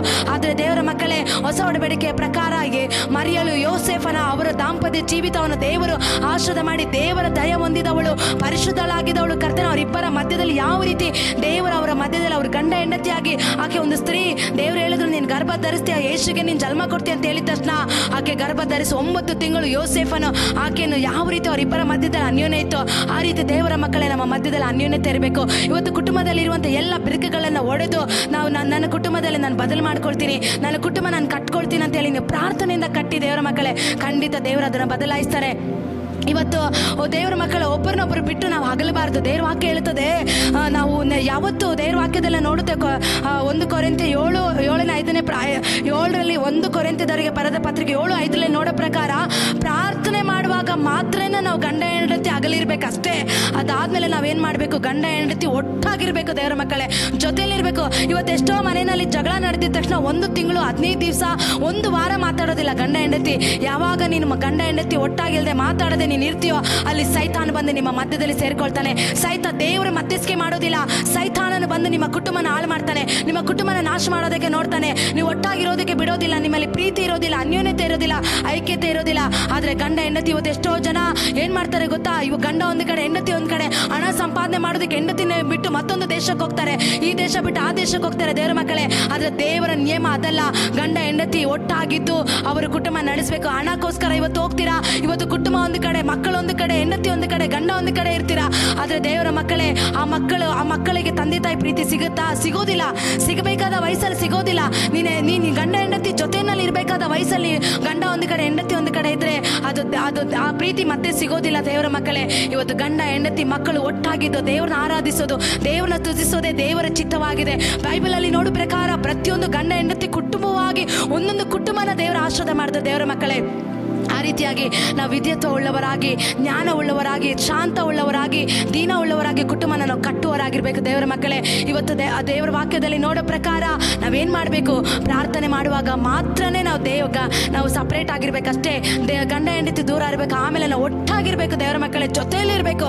ಏನೇ ಬಂದರೂ ಇವತ್ತು ನಮ್ಮ ಮನೆಯಲ್ಲಿ ನಮ್ಮ ಜೀವಿತದಲ್ಲಿ ಜಗಳ ಬಂದಿಲ್ಲ ಅಂತಲ್ಲ, ನಮ್ಮ ಜೀವಿತದಲ್ಲಿ ಬಂದಿದೆ. ಆದರೆ ಒಂದು ಕ್ಷಣ ಮಾತ್ರ ಅಷ್ಟೇ ದೇವರ ಮಕ್ಕಳೇ, ಸ್ವಲ್ಪ ಹೊತ್ತು ಮಾತ್ರನೇ, ಆಮೇಲೆ ಮತ್ತೆ ನಾವು ಒಟ್ಟಾಗಿ ಸೇರ್ಕೊಳ್ತೀವಿ, ಮತ್ತೆ ನಾವು ಒಂದಾಗ್ತೀವಿ. ಅದನ್ನು ದೊಡ್ಡದಾಗಿ ನಾವು ಅದನ್ನು ದೊಡ್ಡದು ಮಾಡ್ಕೊಳ್ಳೋದಿಲ್ಲ, ನಾವು ಅದನ್ನು ದೊಡ್ಡದು ವಿಷಯ ಮಾಡಿ ಅದನ್ನು ದೊಡ್ಡ ಕ್ರಿಯೇಟ್ ಮಾಡೋದಿಲ್ಲ. ಅಲ್ಲಿಗೆ ನಾವು ಸಮಾಧಾನ ಪಡಿಸ್ಕೊಂಡು ಒಟ್ಟಾಗಿ ನಾವು ಪ್ರೀತಿಯಿಂದ ಮತ್ತೆ ಅದೇ ಅನ್ಯೋನ್ಯತೆಯಲ್ಲಿ ನಾವು ಕುಟುಂಬ ಸಂಸಾರ ನಡೆಸಿರುವಂಥ ದಿವಸಗಳುಂಟು ದೇವರ ಮಕ್ಕಳೇ. ಸಂಸಾರ, ಫ್ಯಾಮಿಲಿ, ಕುಟುಂಬ ಅಂದಮೇಲೆ ಅಯ್ಯೋ ಇವ್ರ ಮನೆಯಲ್ಲಿ ಪ್ರಾಬ್ಲಮ್ಸೇ ಇರೋದಿಲ್ಲ, ಕಷ್ಟನೇ ಇರೋದಿಲ್ಲ ಅಂತಲ್ಲ. ಪ್ರತಿಯೊಂದು ಮನೆಯಲ್ಲೂ ಪ್ರಾಬ್ಲಮ್, ಕಷ್ಟ ಇದ್ದೇ ಇರುತ್ತೆ. ಆದರೆ ನಾವೇನು ಮಾಡಬೇಕು ದೇವರ ಮಕ್ಕಳೇ, ಎಲ್ಲವನ್ನು ಸಹಿಸಿಕೊಂಡು ಪ್ರೀತಿಯಿಂದ ಪ್ರಾರ್ಥನೆಯಲ್ಲಿ ನಾವು ಸಹಿಸ್ಕೊಂಡು ಹೋಗ್ಬೇಕು. ಇವತ್ತು ಗಂಡ ಹೆಂಡತಿ ನಿಮ್ಮ ಒಂದು ಆ ಬಾಂಧವ್ಯ, ಆ ಬಾಂಡೇಜ್ ಸ್ಟ್ರಾಂಗ್ ಆಗಿದ್ರೆ, ಆ ಪ್ರೀತಿ ಸ್ಟ್ರಾಂಗ್ ಆಗಿದ್ರೆ ಯಾರು ನಿಮ್ಮನ್ನು ಅಗಲಿಸೋದಕ್ಕಾಗೋದಿಲ್ಲ. ಯಾವ ವ್ಯಕ್ತಿ ಬಂದು ನಿಮಗೆ ಏನೇ ಹೇಳ್ಕೊಟ್ರೆ ನಿಮ್ಮನ್ನು ಬೇರೆ ಮಾಡೋದಕ್ಕಾಗೋದಿಲ್ಲ. ದೇವರ ಮಕ್ಕಳೇ, ಕುಟುಂಬ ಅಂದಮೇಲೆ ಪ್ರೀತಿ ಅನ್ನೋದು ಬಂದ್ಬಿಟ್ಟು, ಪ್ರೀತಿ ನಿನ್ನಲ್ಲಿದ್ದರೆ ಅದು ಏನೇ ಎಲ್ಲವನ್ನು ಸಹಿಸ್ಕೊಳ್ತದೆ, ಎಲ್ಲವನ್ನು ಮುಚ್ಚಿ ಹಾಕುತ್ತೆ. ದೇವರ ಮಕ್ಕಳೇ, ನಿನ್ನ ಹೆಂಡತಿ ಮೇಲೆ ನಿನಗೆ ಪ್ರೀತಿ ಇರಲಿ, ನಿನ್ನ ಗಂಡನ ಮೇಲೆ ನಿನಗೆ ಪ್ರೀತಿ ಇರಲಿ, ನಿನ್ನ ಮಕ್ಕಳ ಮೇಲೆ ಪ್ರೀತಿ ಇರಲಿ, ನಿನ್ನ ಕುಟುಂಬನ ನೀನು ಪ್ರೀತಿಸು ದೇವರ ಮಕ್ಕಳೇ. ಇದೇ ರೀತಿಯಾಗಿ ದೇವರ ಮಕ್ಕಳೇ, ನಾವು ಯಾವಾಗಲೂ ಏನು ಮಾಡಬೇಕು, ದೇವರ ಹತ್ತಿರ ಇರಬೇಕು, ದೇವರ ಸಂಗಡ ಇರಬೇಕು. ದೇವರು ನಮಗೆ ಮಧ್ಯಸ್ಥಿಕೆ, ನಮ್ಮ ಕುಟುಂಬದ ಮಧ್ಯದಲ್ಲಿ ದೇವರು ಮಧ್ಯಸ್ಥಿಕೆ ಆಗಿರಬೇಕು. ನಮ್ಮ ಕುಟುಂಬಕ್ಕೆ ಕ್ರಿಸ್ತನ ತಲೆ ಆಗಿರಬೇಕು, ಆಮೇಲೆ ಗಂಡನ ತಲೆ ಆಗಿರಬೇಕು. ಆಮೇಲೆ ನಾವು ದೇವರ ಮಕ್ಕಳೇ ವಿನಯತೆ ಉಳ್ಳವರಾಗಿ, ಶಾಂತ ಉಳ್ಳವರಾಗಿ ಕುಟುಂಬನ ನಡೆಸ್ಕೊಂಡು ಹೋಗೋದಕ್ಕೆ ನಾವು ಒಪ್ಪಿಸ್ಕೊಡ್ಬೇಕು ದೇವರ ಮಕ್ಕಳೇ. ಅದೇ ರೀತಿಯಾಗಿ ದೇವರ ಮಕ್ಕಳೇ, ನಾನೊಂದು ಪೌಲಂಗಿಚ್ಚ ಅನ್ನೋ ಒಂದು ಪುಸ್ತಕ ನಾನು ಓದ್ತಾ ಇದ್ದೆ. ಅವ್ರು ಏನು ಮಾಡ್ತಾ ಇದ್ರು, ಅವ್ರು ಫಸ್ಟು ನೋಡಿ ದೇವರ ಮಕ್ಕಳೇ, ಕುಟುಂಬನ ಮೊದಲನೇದಾಗಿ ಕುಟುಂಬ ದೇವರಿಗೆ ಮೊದಲು ಕುಟುಂಬ ಸಾಕ್ಷಿಯಾಗಿದ್ರೇನೆ ನಾವು ಎಲ್ಲೇ ಹೋದ್ರೂ ಕೂಡ ಎಲ್ಲವೂ ಕೂಡ ಅದು ಆಶೀರ್ವದಿಸಲ್ಪಟ್ಟಿರುತ್ತೆ. ಪ್ರತಿಯೊಬ್ಬರು ಕೂಡ ಆಶೀರ್ವಾದ ಕಾಣ್ತಾರೆ. ಕುಟುಂಬನೇ ಸಾಕ್ಷಿ ಇಲ್ಲದೆ, ಗಂಡ ಹೆಂಡತಿನೇ ಸಪ್ರೇಟ್ ಆಗ್ಬಿಟ್ಟು ಕುಟುಂಬನೇ ಕಟ್ಕೊಳ್ಳೋದೆ, ಕುಟುಂಬನೇ ಸರಿಪಡಿಸ್ಕೊಳ್ಳೋದೆ ನಾವು ಹೋಗಿ ಸೇವೆ ಮಾಡಕ್ಕೆ ಹೋದ್ರೂ ಕೂಡ ಅಲ್ಲಿ ಆಶೀರ್ವಾದ ಕಾಣೋದಿಲ್ಲ. ಮತ್ತೊಬ್ಬರ ಬಳಿಯಲ್ಲಿ ಹೋದ್ರೂ ಕೂಡ ಅಲ್ಲಿ ಆಶೀರ್ವಾದ ಕಾಣೋದಿಲ್ಲ. ದೇವರ ಮಕ್ಕಳೇ, ಮೊದಲು ಕುಟುಂಬವನ್ನು ಕಟ್ಟಬೇಕು, ಮೊದಲು ಗಂಡ ಹೆಂಡತಿಯ ಮಧ್ಯದಲ್ಲಿ ಐಕ್ಯತೆ ಇರಬೇಕು, ಅನ್ಯೋನ್ಯತೆ ಇರಬೇಕು. ಆಮೇಲೆ ನಾವು ದೇವರ ಮಕ್ಕಳೇ ನಾವು ಸೇವೆ ಮಾಡೋದಕ್ಕೆ ಬರಬೇಕು. ಈ ರೀತಿಯಾಗಿ ದೇವರ ಮಕ್ಕಳ ಕುಟುಂಬ ಪೌಲಂಗಿಚ್ಚವ್ರು ಏನು ಮಾಡ್ತಾ ಇದ್ರು, ಯಾವಾಗಲೂ ದೇವರು ಸೇವೆ ಸೇವೆ ಸೇವೆ ಅಂತ ಹಗಲು ರಾತ್ರಿ ಅವ್ರು ಓಡ್ತಾ ಇದ್ರು. ದೇವರ ಮಕ್ಕಳೇ, ಅವ್ರು ಹೆಚ್ಚಾಗಿ ಸೇವೆಗೆ ಪ್ರಿಫರೆನ್ಸ್ ಕೊಡ್ತಾ ಇದ್ರು, ಹೆಚ್ಚಾಗಿ ಸೇವೆಗೆ ಅವರು ಪ್ರಾರ್ಥನೆತೆ ಕೊಡ್ತಾ ಇದ್ರು. ಒಂದು ದಿನ ಅವ್ರ ಹೆಂಡತಿ ಬೇಜಾರು ಮಾಡ್ಕೊಂಡು, ನನ್ನ ಗಂಡ ನನ್ನ ಬಳಿಯಲ್ಲಿ ಟೈಮ್ ಸ್ಪೆಂಡ್ ಮಾಡ್ತಾ ಇಲ್ಲ, ನನ್ನ ಗಂಡ ನನ್ನ ಬಳಿಯಲ್ಲಿ ಸಮಯವನ್ನು ನನಗೆ ಕೊಡ್ತಾ ಇಲ್ಲ, ಯಾವಾಗಲೂ ಸೇವೆ ಅಂತ ಹೋಗ್ತಾರೆ. ಅವ್ರು ಹೇಳಿದ್ರು, ನನ್ನ ಸೇವೆ ಇದೆ, ನನ್ನ ಸೇವೆ ಕರೆ ಇದೆ, ನಾನು ಸೇವೆ ಮಾಡ್ತೀನಿ ಅಂತ ಹೇಳಿದ್ರು. ಆದರೆ ಆಕೆ ಪ್ರತಿದಿನ ದುಃಖಕ್ಕೆ ಒಳಗಾಗ್ತಾ ಇದ್ಲು, ವೇದನೆಗೆ ಒಳಗಾಗ್ತಾ ಇದ್ಲು.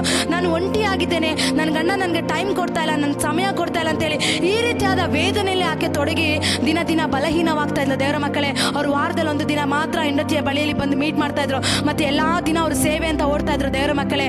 ಆದರೆ ಒಂದು ದಿನ ಅವ್ರ ಅತ್ತೆ ಅವ್ರನ್ನ ಕರೆದು ಬಿಟ್ಟು, ನೀನು ನನ್ನ ಮಗಳ ಒಟ್ಟಿಗೆ ಹೀಗಿರೋದು ಸರಿಯಲ್ಲ, ಹೀಗೆ ನೀನು ಕುಟುಂಬದಲ್ಲಿ ನನ್ನ ಮಗಳು ನೆಮ್ಮದಿ ಇಲ್ಲದೆ, ಸಮಾಧಾನ ಇಲ್ಲದೆ, ನೀನು ಅವಳ ಹತ್ರ ಟೈಮ್ ಸ್ಪೆಂಡ್ ಮಾಡದೆ ಅವಳು ನಿನ್ನನ್ನು ಬಿಟ್ಬಿಡ್ಬೇಕಂತ ತೀರ್ಮಾನ ಮಾಡ್ತಾ ಇದ್ದಲ್ಲ ಅಂತೇಳಿ ಅವ್ರು ಹೇಳಿದಾಗ, ಅವ್ರು ಮತ್ತೆ ಅವ್ರ ಅವ್ರ ಅತ್ತೆನ ಸಮಾಧಾನ ಪಡಿಸಿ ಹೆಂಡತಿ ಹತ್ರ ಬಳಿ ಹೇಳಿ ಅವ್ರನ್ನ ಸಮಾಧಾನ ಪಡಿಸಿದ್ರು. ಓಕೆ, ಅವತ್ತು ಅವ್ರು ಏನು ಮಾಡಿದ್ರು, ಅವರು ಅತ್ತಿ ನಾನು ಮಾಡ್ತಾ ಇರೋದೇ ಸರಿ, ನಾನು ಮಾಡ್ತಾ ಇರೋದೇ ಕರೆಕ್ಟ್ ಅಂತೇಳಿ ಪೌಲಂಗಿಚ್ಚವ್ರು ಏನು ಮಾಡ್ತಾರಂತೆ, ಅವ್ರ ಮೇಲೆ ತಲೆ ಮೇಲೆ ಕೈ ಇಟ್ಟು, ಅವಳ ಹೆಂಡತಿ ಮೇಲೆ ತಲೆ ಮೇಲೆ ಕೈ ಇಟ್ಟು, ನನ್ನ ಸೇವೆಗೆ ತಡೆ ಮಾಡುವ ಸೈತಾನ ಈಕೆನ ಬಿಟ್ಟು ತೊಲಗೋಗಂತೇಳಿ ಪ್ರಾರ್ಥನೆ ಮಾಡಿ ಹೊಟ್ಟೋದ್ರಂತೆ.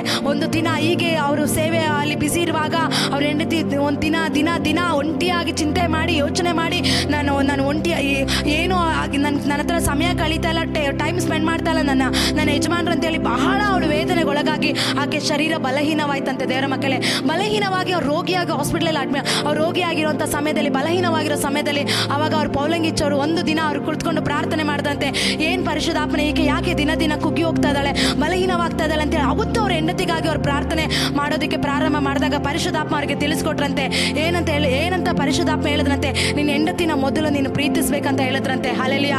ಅದು ನಿನ್ನ ಹೆಂಡತಿಗೆ ನೀನು ಟೈಮ್ ಕೊಡ್ಬೇಕಂತ. ಇಲ್ಲ ದೇವ್ರೆ, ಆಗೋದಿಲ್ಲ, ನನ್ನ ಸೇವೆ ಮುಖ್ಯ, ನನ್ನ ಸೇವೆಯಲ್ಲಿ ನಾನು ಓಡ್ತಾ ಇದ್ದೀನಿ, ನಿನ್ನ ರಾಜ್ಯ ನಾನು ಕಟ್ಟಬೇಕು, ಅನೇಕ ಆತ್ಮಗಳಿಗೆ ನಾನು ಸ್ವಾರ್ಥ ಸಾರಬೇಕಂತ ಅವ್ರು ಹೇಳೋದಕ್ಕೆ. ಹೌದು, ಸೇವೆ ಮಾಡಬೇಕು, ಇಲ್ಲ ಅಂತಲ್ಲ. ಆದರೆ ಪೌಲಂಗಿಚ್ಚವರಿಗೆ ದೇವ್ರು ಹೇಳಿದ್ದು, ಮೊದಲನೇದಾಗಿ ನನಗೆ ನೀನು ಫಸ್ಟ್ ಪ್ರಿಯಾರಿಟಿ ಕೊಡಬೇಕು, ಎರಡನೇದಾಗಿ ಕುಟುಂಬನ ನಿನ್ನ ದೇಹದ ಆರೋಗ್ಯ, ನಿನ್ನ ದೇಹದ ಆರೋಗ್ಯವನ್ನು ನೀನು ನೋಡ್ಕೊಳ್ಬೇಕು. ಮೂರನೇದಾಗಿ ನಿನ್ನ ಕುಟುಂಬನ ನೀನು ಕಟ್ಟಬೇಕು, ನಿನ್ನ ಕುಟುಂಬನ ನೀನು ಫಸ್ಟು ನೀನು ಅದಕ್ಕೆ ಪ್ರಿಫರೆನ್ಸ್ ಕೊಡಬೇಕು, ಅದಕ್ಕೆ ನೀನು ಟೈಮ್ ಕೊಡಬೇಕು. ನಾಲ್ಕನೇದಾಗಿ ನೀನು ಚೆನ್ನಾಗಿ ದೇವರಲ್ಲಿ ಕುಳಿತು ಪ್ರಾರ್ಥಿಸಬೇಕು. ಐದನೇದಾಗಿ ನಾನು ಸೇವೆ ಮಾಡಬೇಕಂತ ದೇವರು ಹೇಳಿದ್ರಂತೆ. ನೋಡಿ ದೇವರ ಮಕ್ಕಳೇ, ಅವು 5 ಪಾಯಿಂಟ್ ಪರಿಶುದ್ಧಾತ್ಮ ಅವ್ರಿಗೆ ಹೇಳಿದ್ರಂತೆ. ಅವಾಗ ಅವರಿಗೆ ಕನ್ಫ್ಯೂಷನ್ ಆಯ್ತಂತೆ, ಪವಿತ್ರಪ್ಪ ಮಾತಾಡ್ತಾ ಇರೋದಾ ಇಲ್ಲ ನನ್ನೊಳಗಡೆ ಆಲೋಚನೆ ಬರ್ತಾ ಇದೆ ಅಂತ ಹೇಳಿ. ಇಲ್ಲ, ಅವಾಗ ಪರಿಶುದ್ಧಾತ್ಮ ಅವ್ರಿಗೆ ಒತ್ತಿ, ನಾನೇ ನಿನ್ನೊಟ್ಟಿಗೆ ಮಾತಾಡ್ತಾ ಇರೋದಂತ ಹೇಳಿದ್ರಂತೆ. ಈ ರೀತಿಯಾಗಿ ದೇವರ ಮಕ್ಕಳೇ, ಮೊದಲನೇದಾಗಿ ದೇವರಿಗೆ ನಾವು ಫಸ್ಟ್ ಪ್ರಿಯಾರಿಟಿ ಕೊಡಬೇಕು.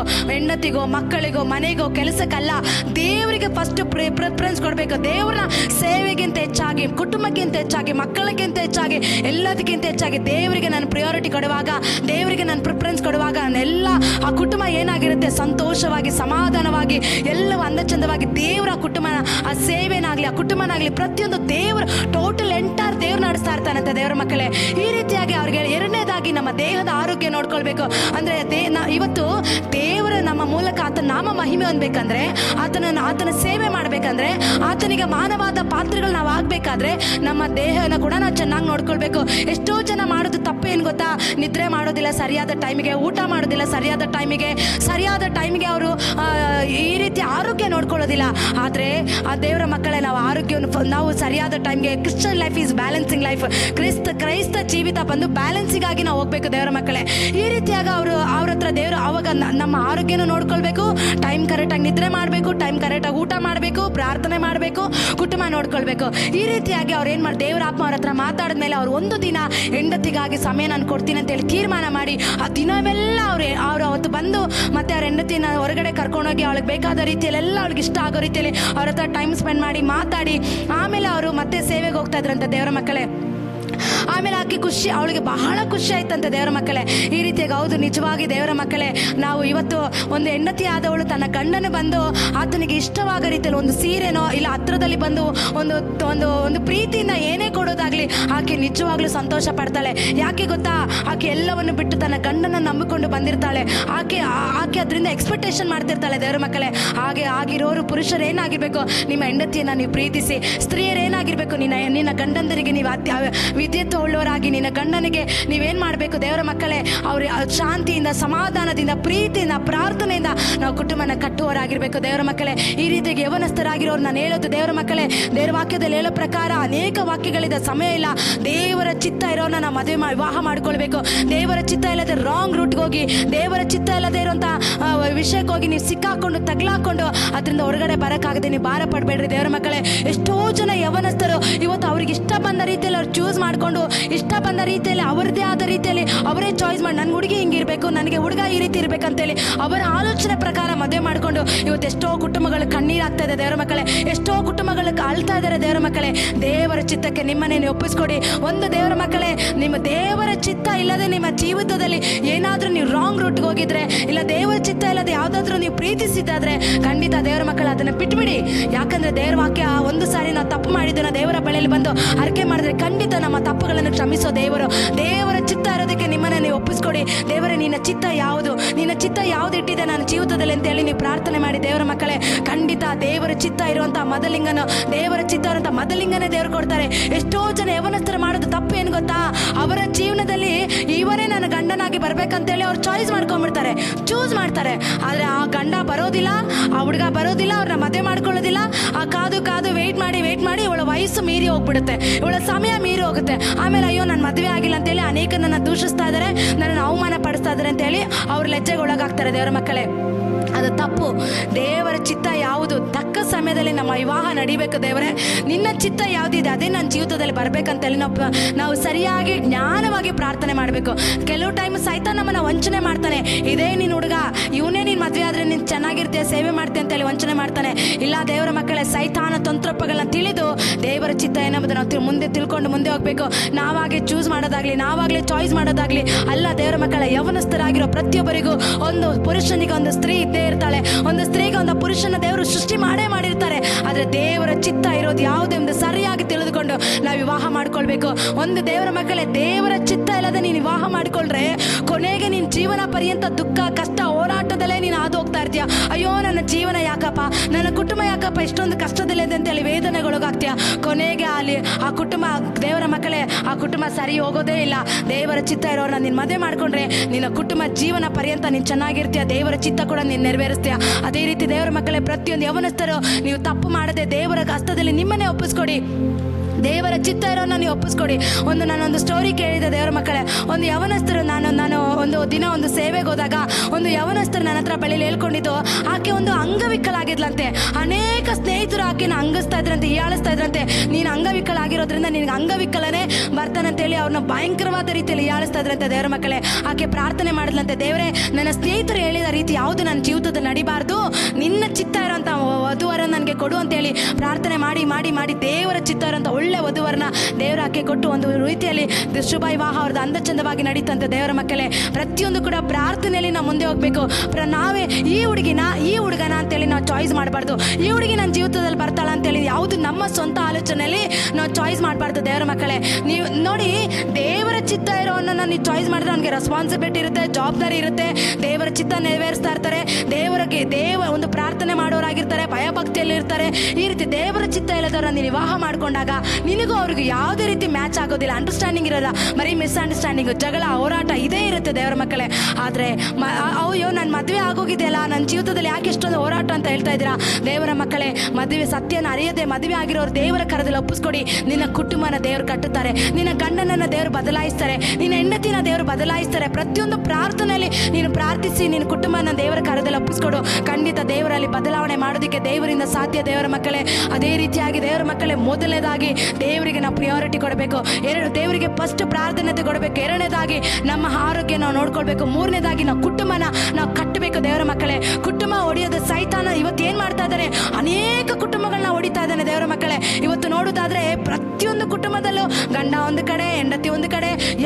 ನಮಗೆ ಎಷ್ಟೋ ಜನ ಪ್ರೇಯರ್ ರಿಕ್ವೆಸ್ಟ್ ಕೊಟ್ಟಿದ್ದಾರೆ, ಸಿಸ್ಟರ್ ನಮಗಾಗಿ ಪ್ರಾರ್ಥನೆ ಮಾಡಿ, ಅಕ್ಕ ನನಗಾಗಿ ಪ್ರಾರ್ಥನೆ ಮಾಡಿ, ನನ್ನ ಗಂಡ ನನ್ನ ಬಿಟ್ಟು ಹೋಗಿದ್ದಾರೆ, ದಾರಿ ತಪ್ಪಿ ಹೋಗಿದ್ದಾರೆ, ನನ್ನ ಹೆಂಡತಿ ನನ್ನ ಬಿಟ್ಟು ಹೋಗಿದ್ದಾರೆ, ಈ ರೀತಿ ನಾನು ಅಕ್ರಮ ಸಂಬಂಧ ಇಟ್ಕೊಂಡಿದ್ದೀನಿ, ನನ್ನ ಜೀವಿತದಲ್ಲಿ ಈ ರೀತಿ ತಪ್ಪು ಕಾರ್ಯಗಳು ನಡೆದಿದೆ ಅಂತೇಳಿ ಅನೇಕರು ವೇದನೆಗೆ ಒಳಗಾಗ್ತಾ ಇದ್ದಾರೆ ದೇವರ ಮಕ್ಕಳೇ. ನೀವೇನು ಮಾಡಿ, ನಿನ್ನ ಕುಟುಂಬಕ್ಕೆ ವಿರುದ್ಧವಾಗಿ ಎದ್ದು ನಿಂತಿರುವ ಆ ಸೈತಾನ ಕುತಂತ್ರಗಳನ್ನು ಗದರಿಸಿ ನನ್ನ ಕುಟುಂಬನ ದೇವ್ರು ಕಟ್ತಾರೆ, ನನ್ನ ಗಂಡನ ದೇವ್ರು ಸರಿ ಮಾಡ್ತಾರೆ, ನನ್ನ ಮನೆಯ ದೇವ್ರು ಸರಿ ಮಾಡ್ತಾರೆ ಅಂತೇಳಿ ನೀನು ಪ್ರಾರ್ಥನೆ ಮಾಡು. ಖಂಡಿತ ದೇವರಿಂದ ಸಾಧ್ಯ. ನೋಡಿ ದೇವರ ಮಕ್ಕಳೇ, ಅಯ್ಯೋ ಇವತ್ತು ನನ್ನ ಗಂಡ ಸರಿ ಹೋಗೋದಿಲ್ಲ, ನನ್ನ ಕುಟುಂಬ ಸರಿ ಹೋಗೋದಿಲ್ಲ ಅಂತೇಳಿ ನೀವೇ ತೀರ್ಮಾನ ತೆಗೆದುಕೊಳ್ಬೇಡ್ರಿ. ದೇವರ ಸನ್ನಿಧಾನದಲ್ಲಿ ಬಂದು ಪ್ರಾರ್ಥನೆ ಮಾಡಿ, ಖಂಡಿತ ದೇವರಿಂದ ಸಾಧ್ಯ. ದೇವರು ಅದನ್ನು ಸರಿ ಮಾಡ್ತಾರೆ, ದೇವರು ಅದನ್ನು ಬದಲಾಯಿಸ್ತಾರೆ ದೇವರ ಮಕ್ಕಳೇ. ಗಂಡ ಹೆಂಡತಿ ಪ್ರೀತಿಯಲ್ಲಿ ಅನ್ಯೋನ್ಯತೆಯಲ್ಲಿ ಇರೋದೇ ದೇವರ ಚಿತ್ತ.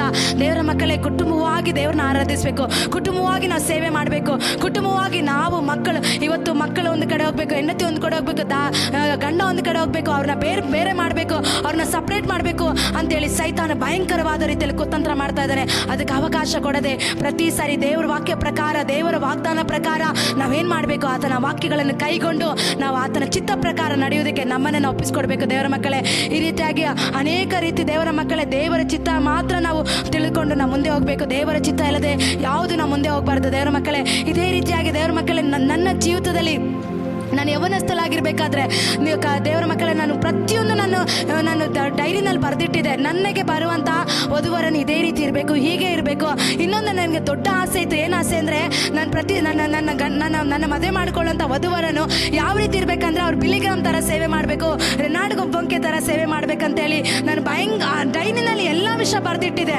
ಆಮೇಲೆ ನನ್ನ ಮದುವೆ ವಿವಾಹ ಈ ರೀತಿ ನನಗೊಂದು ಪ್ರಪೋಸಲ್ ಬಂತು. ದೇವರು ನನಗೆ ಒಂದು ವಧುವರನ್ನ ಕೊಟ್ಟರು. ಅನೇಕ ಹೋರಾಟ ಇತ್ತು, ಪ್ರತಿಕೂಲ ಇತ್ತು, ಮದುವೆನೇ ನಡಿಬಾರ್ದು ಅಂತೇಳಿ ಅನೇಕ ನಮಗೆ ಉಪದ್ರವ ಇತ್ತು ದೇವರ ಮಕ್ಕಳ ಕುಟುಂಬದಿಂದ, ಸಂಬಂಧಿಕರಿಂದ.